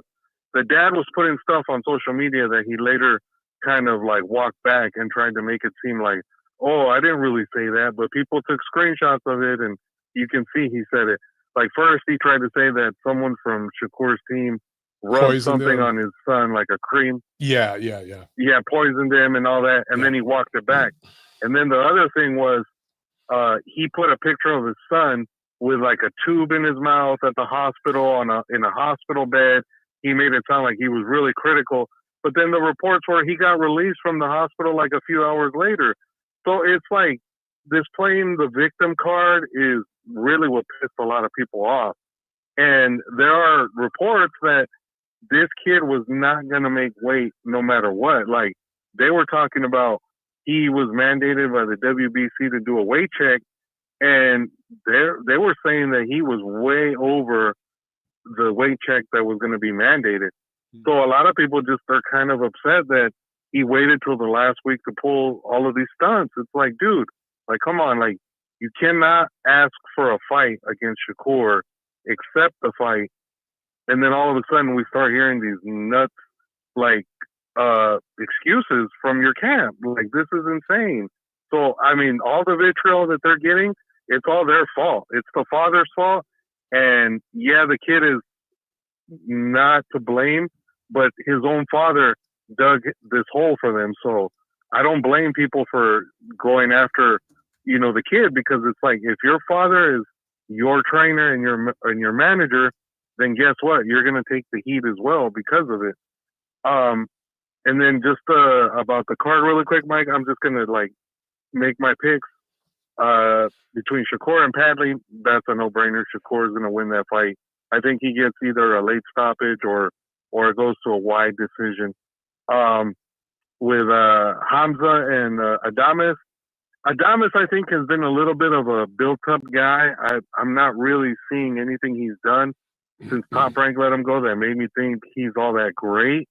And if Hamza's the real deal, which I think he is, I think Hamza's going to go in there. He's going to, sting him up from the outside, eventually work his way inside, and then I think he probably stops Adames in about 8.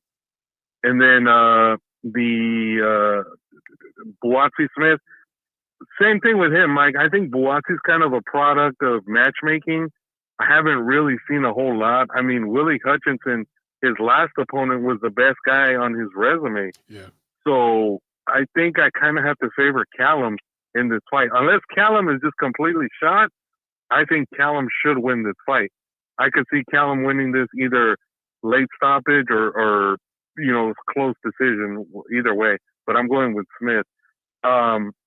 Bacoli Parker, crazy of all the things that have happened in the last 24 hours that Turkey was able to pull this one out of his hat and save the fight. I'm shocked at that number you brought up for Parker, Mike, as far as the weight. That is at least 20 to 25 pounds heavier than what he fought the last time we saw him. So unless he just added a lot of muscle, I'm curious to see what his physique is going to look like. Is he going to be fat and tubby? Is he going to be like love handles and man boobs? I mean, it's going to be curious to see what he looks like going into the fight tomorrow. That's kind of making me question what kind of an engine he's going to have for 12 rounds. It is interesting, Mike, that you brought up that Bacoli was in camp to a certain extent in getting ready for a fight, because I had heard differently. I'd heard that he really hadn't been training because of the fight being pushed back. So I guess we'll just see what kind of conditioning he's really in tomorrow night. But that's a tough one to pick. But gun to my head, I think I'm going to go with Parker, because at least I know he was in camp, and he's probably going to be closer to his optimum than maybe Bacoli would be. So I think I'm going to pick Parker, probably winning a decision, if anything. What's the other? Ortiz Madrimov. I think Virgil's going to find a way to win that fight, Mike. I honestly, I think Madrimov, his performance against Crawford was so-so. And unless he just completely outboxes Virgil, which I don't see happening, I think Virgil and his team are probably going to be looking at that Crawford performance, and they're going to be targeting the body and just trying to slow him down and kind of cut the ring off as much as possible. I'm going to probably say Virgil wins a close decision on that one and gets that nod. And then the other fight, the main event, I hope that it's a good fight, Mike. The first one was a close, tough fight, but I would hate to see a repeat of it, because you're just going to have too many people just chiming in about it was controversial and this guy should have won or that guy should have won. I kind of hope we get more of a clear, definitive winner in that fight. That being said, I'm still going to go with Beterbiev. I think he's going to find a way to win that fight, Mike. I like Dmitry, but I just don't think that he's willing to sit long enough in the pocket throughout that fight to convince the judges that he's going to win that fight. I just think that somehow, some way, Beterbiev is going to land the harder, cleaner shots. He's going to have Bivol in retreat mode, and eventually he's going to probably get the nod again. So, okay. All right, Mike, that was way too long, so I'm just going to let you get to the other people. Thanks, Nacho. Good stuff, man. All right, thanks. Yeah.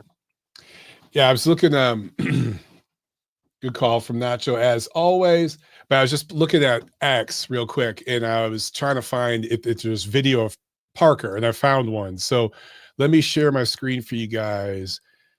YouTube shouldn't punish me for this, I don't think, because this is off of X.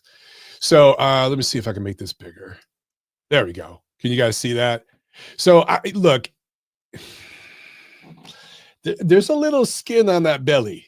Okay. I'm not a weigh-in bro. I don't know how to like look at a guy's physique, but I will say there's definitely more muscle on his frame than I've seen before. His pecs, his arms, his traps, there's definitely some meat there. So I do think he's definitely put on some muscle. It's just very surprising suddenly to put on 20 pounds of muscle. But as I mentioned earlier, he's been out of the ring for almost a year. So maybe he's just been hitting the weights, you know, he's just been hitting the weight pile. I will say, you know, look, I'm a lot older than Parker, but I've noticed as I've gotten older, it's crazy because like I was always told as you get older, it's harder to put on muscle. But I think a lot of that is like genetics. And if you have high testosterone versus low testosterone, I've had mine tested. Mine is high. I don't know if that's part of it, but I've been able to put on more muscle. If I go to the gym and I don't go to the boxing gym, if I just go lift weights, I'm putting on muscle these days like way easier than I did in my 20s. So I don't know. Maybe there's something to that. And maybe Parker's just been hitting the weights for the last year. But it is interesting. It does add a little wrinkle of different possibilities when you see a guy come in 20 pounds heavier like that. Okay. Let's go back to the phones. Let's try to rip through a few more of these guys. We're running at about an hour, 35 minutes right now. So we're going to try to keep it under 2 hours today. So let's run through these calls. Let's jump to 228 Biloxi, Mississippi. You're on. What's up? Hey, Mike, it's Luke from Biloxi. What's up, brother? Northern Virginia. How you doing? Good, man. How are you? Good, man. I hope you and the girls are good. I'm a couple months behind you. I got my second baby girl coming in April. So, oh, congrats, man. That's awesome. Congrats. Thanks for retweeting my public service announcement that should you take my call, you go live tomorrow after the fight, I'm liable to be 10 or 12 deep. Yeah, that was great, dude. That was great. That was a good one. Couple of quick points. Man, I loved your Klitschko Shakur analogy. Like, it reminds me of that after the 11th round in the fast Eddie Chambers fight. Yes. When Manuel was imploring Vladimir, we don't need another bullshit decision. Yes. And he went out there and landed a left hook. I think there was like 40 seconds left in the round, but, you know, iced and Chambers in an otherwise boring fight. That's the kind of guy that Shakur needs in his corner, someone who understands, you know, boxing is about marketing too. And you can't just go out there and cruise to these, you know, boring decisions. Yeah. I really appreciate that point. Well, thank you for saying that. And I was thinking of that Eddie Chambers fight specifically because Klitschko had the ability to do that to guys. And 20 years from now, when kids are getting into boxing and they're learning about Klitschko and they're looking up Klitschko videos, they're going to see video clips of that knockout. They're not going to see the 11 rounds that preceded it. The highlight clip is going to be that knockout. And that's what's going to age. It's the same thing with Ali. If you watch Muhammad Ali's career, he had some fucking stinkers, dude. He had some awful fights. Yeah. But people don't show that. Yeah. The clips you see are his great fights, the highlights, right? That you got to have those highlights. And right now, Shakur Stevenson doesn't have any. Yeah, 100% agree. Just a quick clarification. I was just doing some research about what the IBF is doing with Parker Bacoli. Okay. I think they're out of it. But because Parker still technically was the WBO interim heavyweight champion, that belt is now still on the line. Okay. The WBO didn't want to unify the IBF with an interim belt, so that belt, that trinket, if you will, initially wasn't on the line, but now it is. It's in play. So not altogether meaningless, right? I mean, the winner could stake a claim that I get Usyk next because I'm the interim title holder. Absolutely. I mean, the winner about Dubois, I feel. Yeah. Sorry. Go ahead. Sorry. I was just going to say they will definitely get a crack at Dubois. They'll still get that.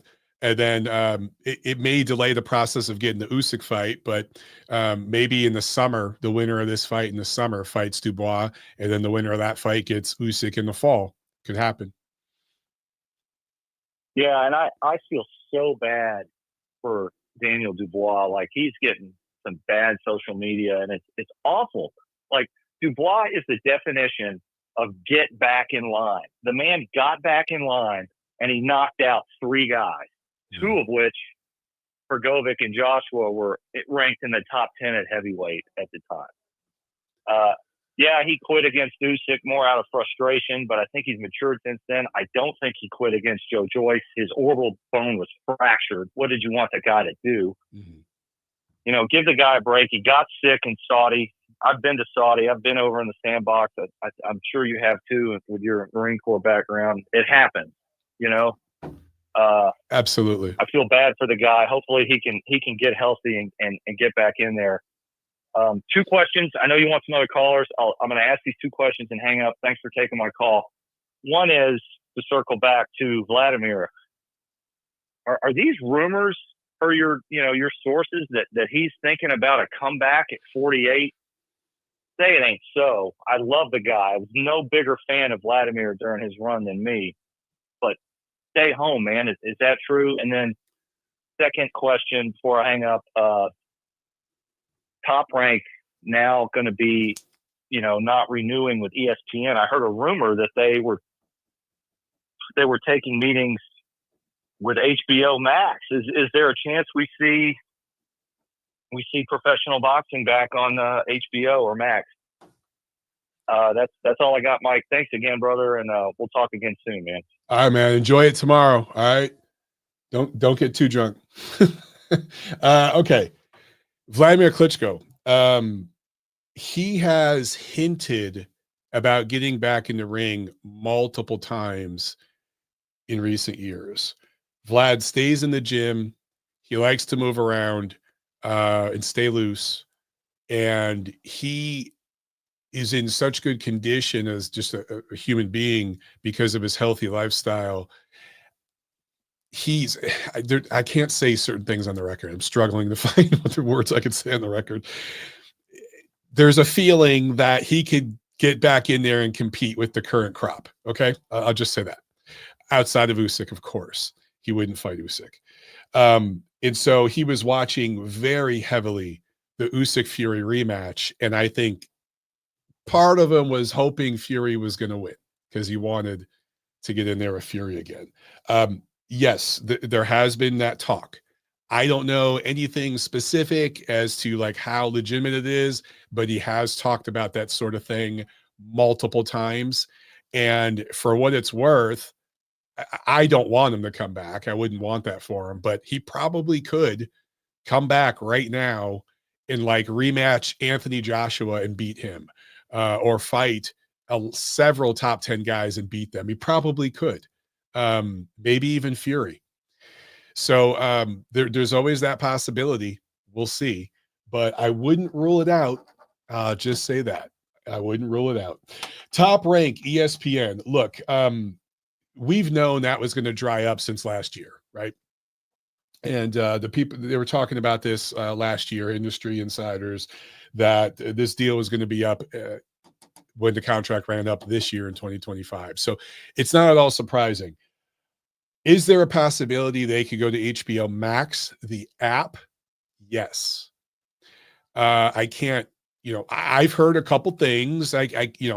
Obviously I don't have any kind of insider information, but I've been told a couple things from my sources that there are multiple platforms that have been approached and considered. And there's a possibility that you could see Top Rank go a couple different ways. But I would say the HBO Max thing is definitely in play.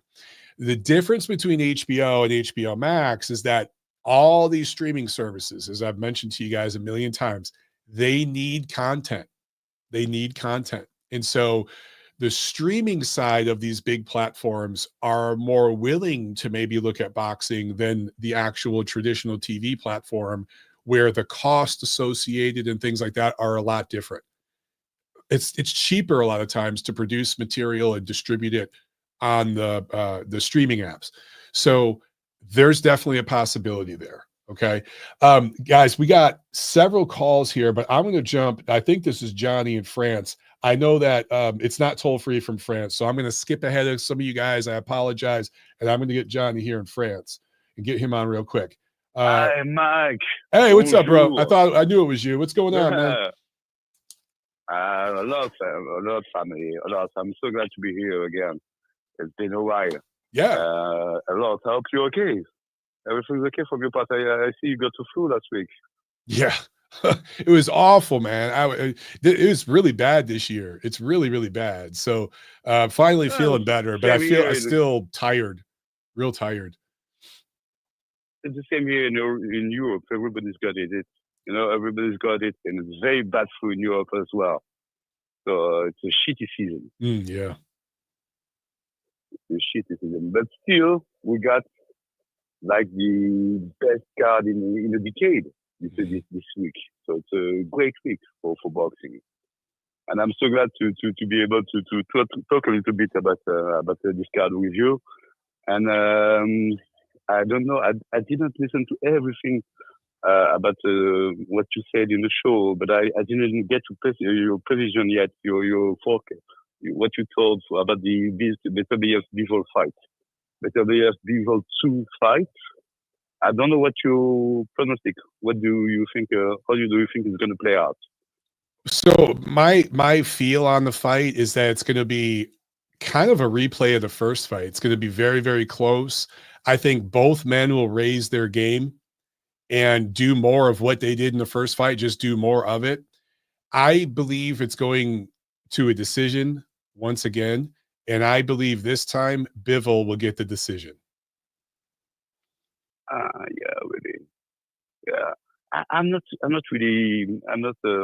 really agree with you. I think you know what I've noticed last time when Beterbiev came into the ring. I found that he was a little bit shy because the light, he was a little bit he had a bit of a fright of the big scene. It was the first time for a long time outside of Montreal, and I think he got a little bit shy in the beginning, and he got a little slow starting. It's always starting slow, but this time particularly. And also he was relapsing from a severe injury on the knee. True. And it's the first time in a while that he takes a fight only a few weeks, months after the previous, I don't know if you've noticed that. So I think Beterbiev is going to be very much better than the first time. I think so.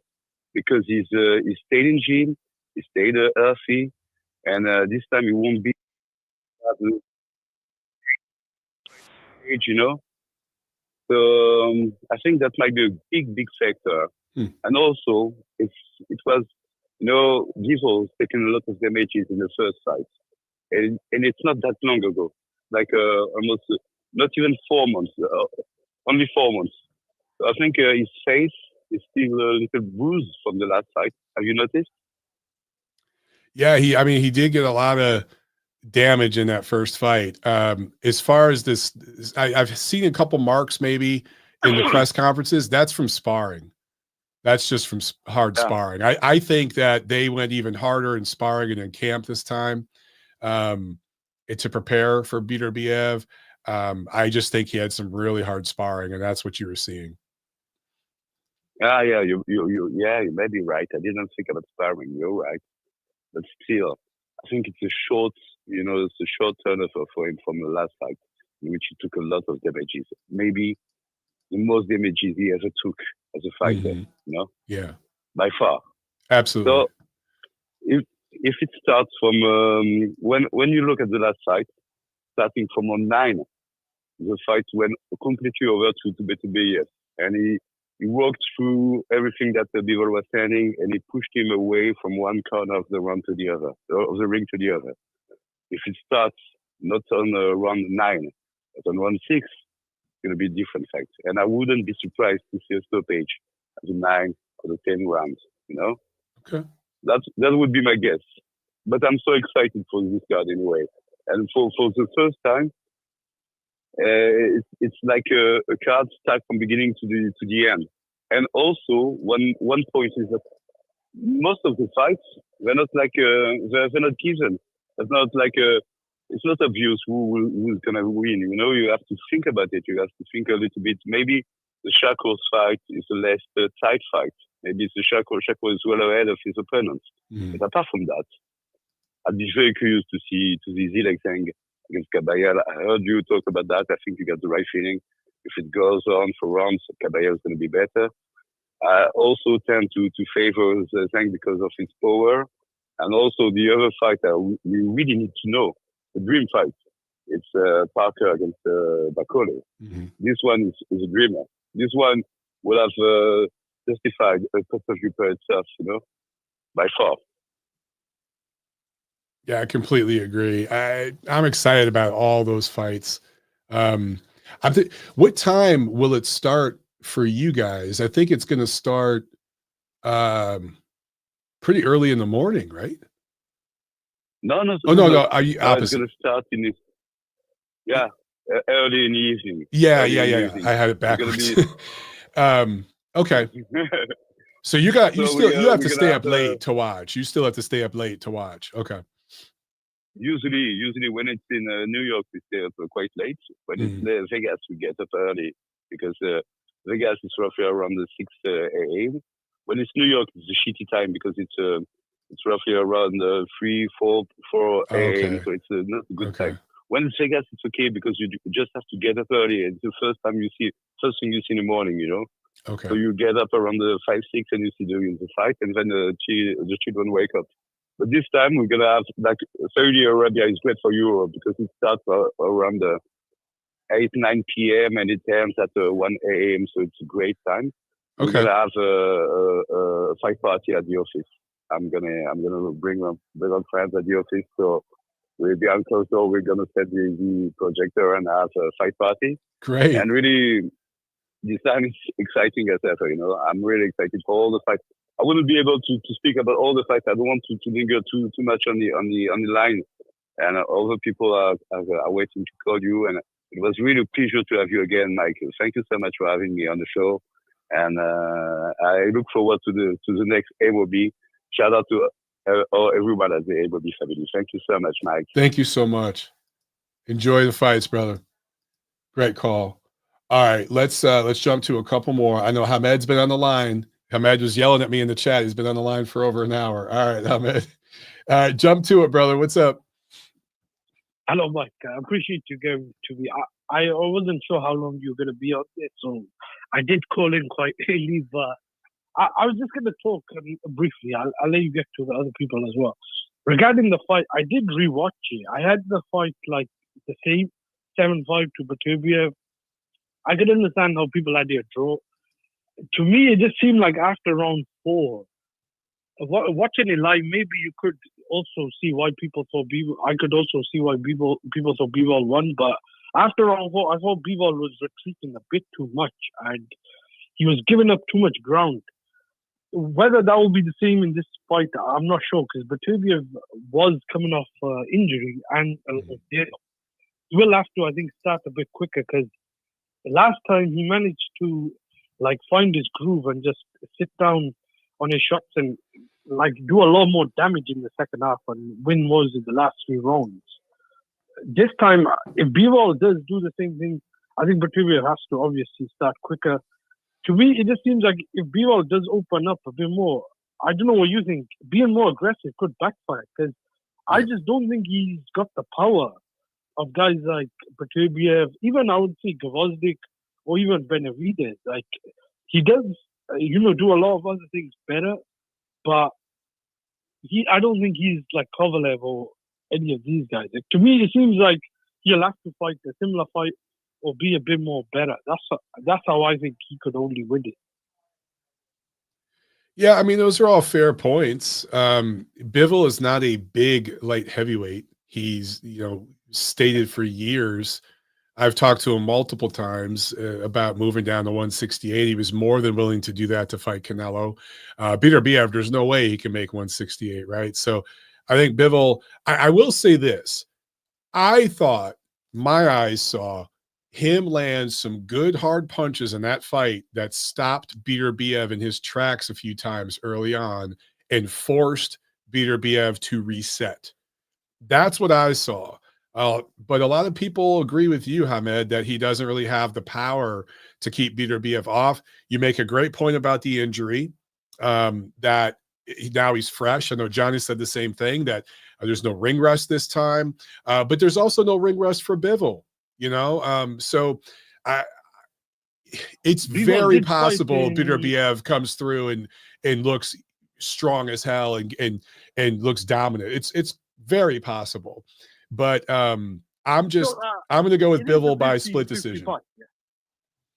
It is a 50-50 fight, but I was thinking Bivol did fight in June. I know it wasn't against the greatest of opponent, but he had, I think, already fought the previous December and June. So Yes, he was a lot more active than he was, I think, before his fight with that's a good point. who was That's a he? good point. Yeah. Was it with Zudo? After Zudo, yeah, after Zudo, when he fought Lyndon Arthur, he had taken off a long time. But yeah, you could argue either way. I'm not gonna, argue if people are picking Bivol. Is one of those fights. I would say one thing though, like he's a very good channel, Hatman. He made a good point. I think he did a film study on his Patreon, but he said, according to CompuBox, the first round, Beterbiev landed the big shot. I don't think he did enough to win that round or many of the first 4 rounds, but CompuBox didn't even count that shot in the first round. Because I think Bivol hurt him. Beterbiev landed a really big shot. I don't know what's going on in CompuBox, but I don't know. I don't think they're that accurate, if I'm being honest.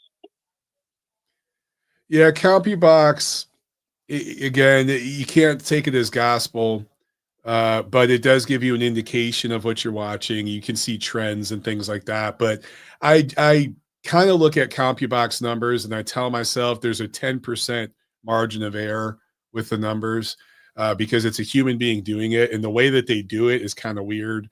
I think that they could modernize it. But yeah, I mean, anything's possible, but I don't see Bivol hurting Beterbiev. I do think Beterbiev could possibly hurt Bivol, but I don't think either guy was hurt in the first fight. I didn't see that. I didn't see either guy get hurt. Round 11, I think Bivol was hurt. Round 11, but then I think he win then. He did better, I think, in round 12. None of them came close to getting knocked out, but I thought Bivol was ready to go. He looked like when I was watching it live. I think in round 11, I think he kind of came back. He's the only guy to go the distance with Beterbiev. So I can understand why people think there'll be a similar fight. I was just going to touch briefly on some of the other fights on the card. I've seen a lot of people complain about the Shakur Stevenson fight, but I'm being honest, who really even cares? I really wanted to see him fight Zepeda, but I don't know what Golden Boy are doing. Padley is not a bad last-minute replacement, but the fact that there's so many people I've seen from America complaining and saying that they've compared this fight to the Gervonta Davis fight, when this is just an undercard fight. The only thing I will say, Turkey should have put this a bit lower on the card. Because if it's a really bad fight, I think he's going to leave. It should be the opener. It should be the opener of the card. Absolutely agree. Second or third fight. Yeah. Because you put the 2 heavyweight fights on the top. One last thing I'll say before I go. I think Hamza Shiraz is probably a slight favorite, but I'm not sure about his chin, because a lot of people have been questioning his chin. I think maybe that'll be a bit more of a vulnerability as he goes up, but I think he should win this fight, and him and Janibek is probably the best fight to make middleweight. Because I don't know if Adames wins, does this do anything for the division? Because him and Lara, I don't think they fight it anytime soon. And hopefully the main event is a better fight, because I think Steve Kim and a couple of other people were not really that impressed with how the fight turned out. I do think Beterbiev and Benavidez Star-Wars would be a better fight, but I hope the rematch is like the Canelo Golovkin fight, Mike. And I'll let you go. I'll try to speak to you after the fight. All right, thanks a lot, Hamed. Enjoy the fights, brother. All right, you too. And guys, I'm sharing my screen here, just showing the order of the fights. Dan Raphael posted this, so I'm just sharing this real quick. What is it, babe? All right, I'm wrapping up. I'm taking one more call. I'll take one more call. I need 5 minutes. Okay. My wife's yelling at me, so I got to wrap up soon. But yeah, here's the order there's a couple of the 7 fights. Okay. I'll just jump to that. Buatsi Smith is first, then Zhang Kabayel, Ortiz Madrimov, then Adama Shiraz, then Stevenson Padley as the Coco main, and then Parker Bacole, and then the main. Stevenson Padley is way too deep in that card. That really should be the opener. And then Zhang Kabayel, that should be higher up in the card, in my opinion. So I don't necessarily agree with that order. I don't know what they're thinking there, but yeah, that's the order. A super chat from my man Aaron Gortman. Thank you so much, Aaron. I hope you're doing well, brother. He says, yo, Mike, thanks for another great fight preview. First one I have made it to in a while. Thanks for being on, bro, and thanks for the support. I appreciate that. Yeah, you guys, a couple of you guys in the chat, Hamed and Nacho, you're mentioning the back and forth between Don Rafael and Janabek. It's been saucy. It's been fun to watch. Okay, last call. We're going to take one more call, and then we got to wrap it up, guys, because I'm going to get yelled at by my wife here. Dad, what's up, bro? No pressure, but I might get punched by my wife if you don't go too quick.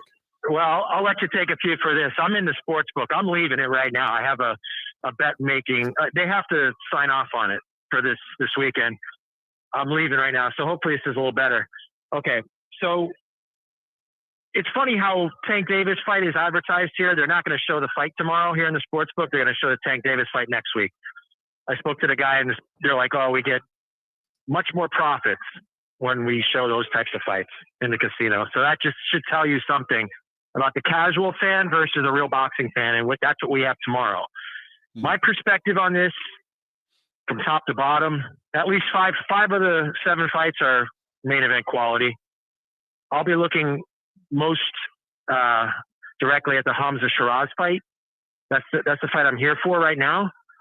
I had 4 bets, and this is the second one. Last week, Keyshawn Davis, and I call it the 3 weight bullies and the size queen. Keyshawn Davis with the 25-pound weight advantage. This week, I got Hamza Shiraz with the big weight advantage and size. Next week, it's Tank Davis, the huge advantage in size. And then the size queen, Lauren Price, to do a demolition job on a smaller Natasha Jonas, who's probably going to retire. So if you take out those 4 fights, well, last week I already started it, parlay them all 4, I think going to have good value.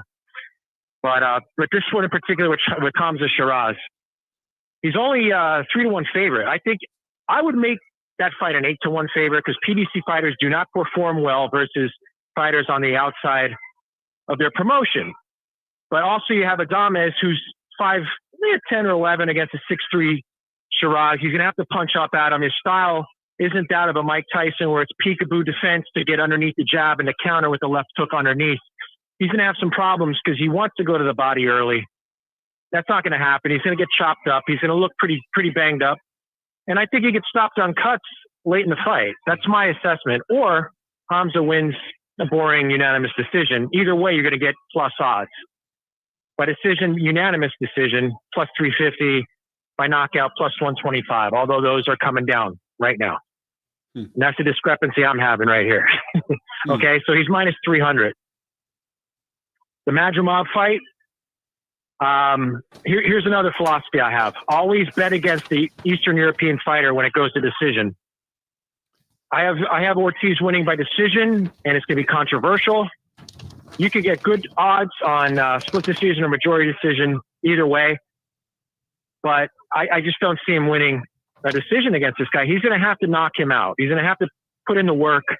The problem is Ortiz is a dog. He has a lot of heart. To stop him, it's going to take a lot. This is going to be a controversial fight. It'll probably be the best fight on the card, but expect a controversial decision. And at plus 180, that's good value for Ortiz to win by decision. Callum Smith and Buatsi. Buatsi, I think, is the Audley Harrison of the light heavyweight Great Britain division. And unless he shows something different, I think he'll win every round and get knocked out at some point.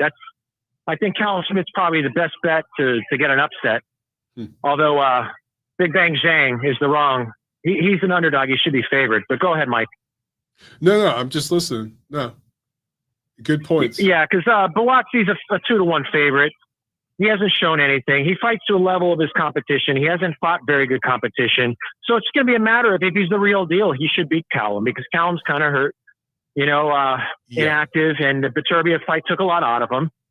So he might be ready to go. But that left hook, that check left, that catch and shoot, that's going to catch Buatsi. Buatsi's not the type of John Ryder fighter to pressure you. He's going to stay outside and box and try to land. That plays right into Callum Smith's wheelhouse. So this is a dangerous spot if you're betting Buatsi. I'd be very careful. But if he does win, he'll probably bet Buatsi by decision at plus 120. Callum Smith is a juicy plus 500 to knock him out in any round. That's a beautiful value bet if that's the way you're going. So, yeah. As far as the Bacoli fight, you can't go against Parker with the full camp. He's only a minus 150 favorite. If he wins, probably by decision, but if Bacoli lands early and wears him down, maybe a stoppage between 5, 7, 8 area. But at 310 pounds, that's what I figure he's going to weigh in at. It's going to be very difficult. He's never fought a 12-rounder, ever. So it's a tough ask to get off the plane, 3 connecting flights. Yeah. Jet lag, it's tough. I mean, I'd save your money on that fight. I wouldn't go near it. The day before the fight. It's tough, Mike. Ooh. Yeah. I mean, granted, as a heavyweight, that stuff doesn't really matter. His own manager, I think, said he was 60%. I think that's an accurate description. I just don't think 60% is enough to beat a Joe Parker who's, he's really in tip-top shape here. It's a tough ask. And then the main event, I think you're right on. I think it probably does go the distance. I'm hoping it does because a casino actually gave me a favorable line early on 2 months. I've been researching this for 2 months. So I got this in very early. They actually gave me plus odds on the to go the distance, and then they changed it this week. And now it's plus odds for it to go knockout. So I got a middle here. I see it the same way as you. I think either Beterbiev starts early and gets to him late, or Bivol just wins by decision, and that's the odds-on favorite. Bivol by decision is plus 150. Beterbiev is plus 175 by knockout. Those are the 2 most probable outcomes according to the betting lines, Mike. I agree. So Bivol by decision is what the odds makers are favoring, and then the second most logical is Beterbiev. But like I said last time when they fought, I said, the one thing we didn't expect was Beterbiev by decision. It was the biggest odds, plus 700. It actually hit. So you might see the opposite this time. Okay, but with Shakur Stevenson, they should have just scrapped that whole fight against Padley. I give him credit. He's an electrician. Electricians are tough, believe me. My uncle owned his own business as an electrician. I used to cut copper pipe with my manually with my wrists and hands. And boy, does that build hand strength. But unfortunately for Padley, he doesn't have much punching power in 4 knockouts. Yeah. I don't see how he has any chance here. The only thing you can do is make him look bad, Shakur Stevenson look bad, and go the distance. If Shakur Stevenson goes the distance with this guy, his career's over, period, done. He should join Jared Anderson in the dog pound because that's where they belong. They're a dog for the wrong reason. Jared Anderson, no power. Shakur Stevenson, if he doesn't get rid of this guy, no power, write him off, forget it. So I don't know. How does that sound to you, Mike? On the different end here? Or? I agree. Shakur Stevenson, this is a setup, not a setup, a showcase for him to show us something exciting. If he doesn't get that done, to me, if this goes past 5 or 6 rounds, and there's people in the chat saying that this Patty Smith is a decent, quality fighter, but he is. He's not on a European level. Yes. Yeah, most of his fights are 4-rounders and 6-rounders. He's only had a couple of 10-rounders, I think. So he's just not ready for this. If this goes past 6, 7 rounds, it's a bad look for Shakur. That's how I see it. Right. But and Shakur has such a weight advantage here. Well, I was just one more thing. It's not a downgrade from Floyd Schofield. It's really not. I don't see how it's a downgrade at all because Schofield really wasn't very accomplished. Schofield maybe a little bit more in the amateurs, but like it's pretty much a wash. Foot speed. Yeah. He had better foot speed. This guy Padley, cement feet. So yeah, either way, it's a wash here. But that's the least of my worries. It's just that they put that third to last. They want to market Shakur Stevenson. Yes. And if Turkey's listening, dude, you're wasting your time with this guy. Don't waste your money. Nobody wants to see this guy fight because he runs. He's part of the Mayweather era. Safety first. Devin Haney, safety first. Pillow fist. Run away when in danger. He doesn't fight in the pocket like a Pernell Whitaker. He's the non-starter right now. We want to concentrate on the real fights, and that's Kabayel versus Zhang, Ortiz versus Madrimov, Beterbiev versus Bivol. Those are the top 3 fights on this card.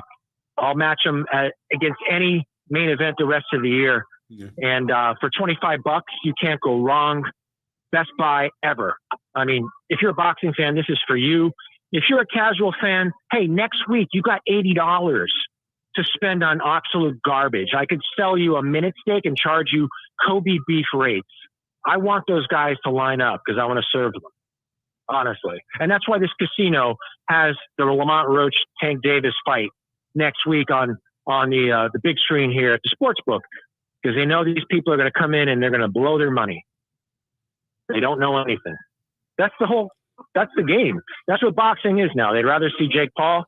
They'd rather see Gervonta Davis in squash matches and say, hey, our guy won. You know, like, can you blame, the people making money off these people? No, you can't. But for us, the boxing fan, Mike, tomorrow is like that scene from Wolf of Wall Street with Leonardo DiCaprio. He took those lemon Quaaludes and he didn't want to have anything spoil his high. I think he did an enema, in the movie. So nothing will get in the way. That's like all of us, Mike. We want to see good boxing tomorrow. We don't want anything to distract us. Yes. We're going to watch a good card top to bottom. Okay, everyone, take your enema and prepare. Right. You don't want to be disturbed. You can take the shit break during the Shakur Stevenson fight. Yeah, that'd be the one. All right. Thanks a lot, Dad. I got to jump, man. Okay. Yeah, all right. Enjoy, brother. Have fun. Thank you. All right, guys. I'll just say on a closing note here, this, for a fight fan, this card, if ever you're going to spend money on a pay-per-view, not that I get any proceeds from it, not that it benefits me financially to say this is a no-brainer. This is a no-brainer. I mean, $25, again, you're going to spend that on a beer if you go to a game. This is a no-brainer. So if ever you're going to buy one, I will say, I'm putting it on record, I'm buying this one. I think you should too. Enjoy it, guys. And great show, man. Thank you to all my callers and everyone in the chat, all the super chats. Pay the fee. All right, make sure you post the show. Thanks a lot, guys.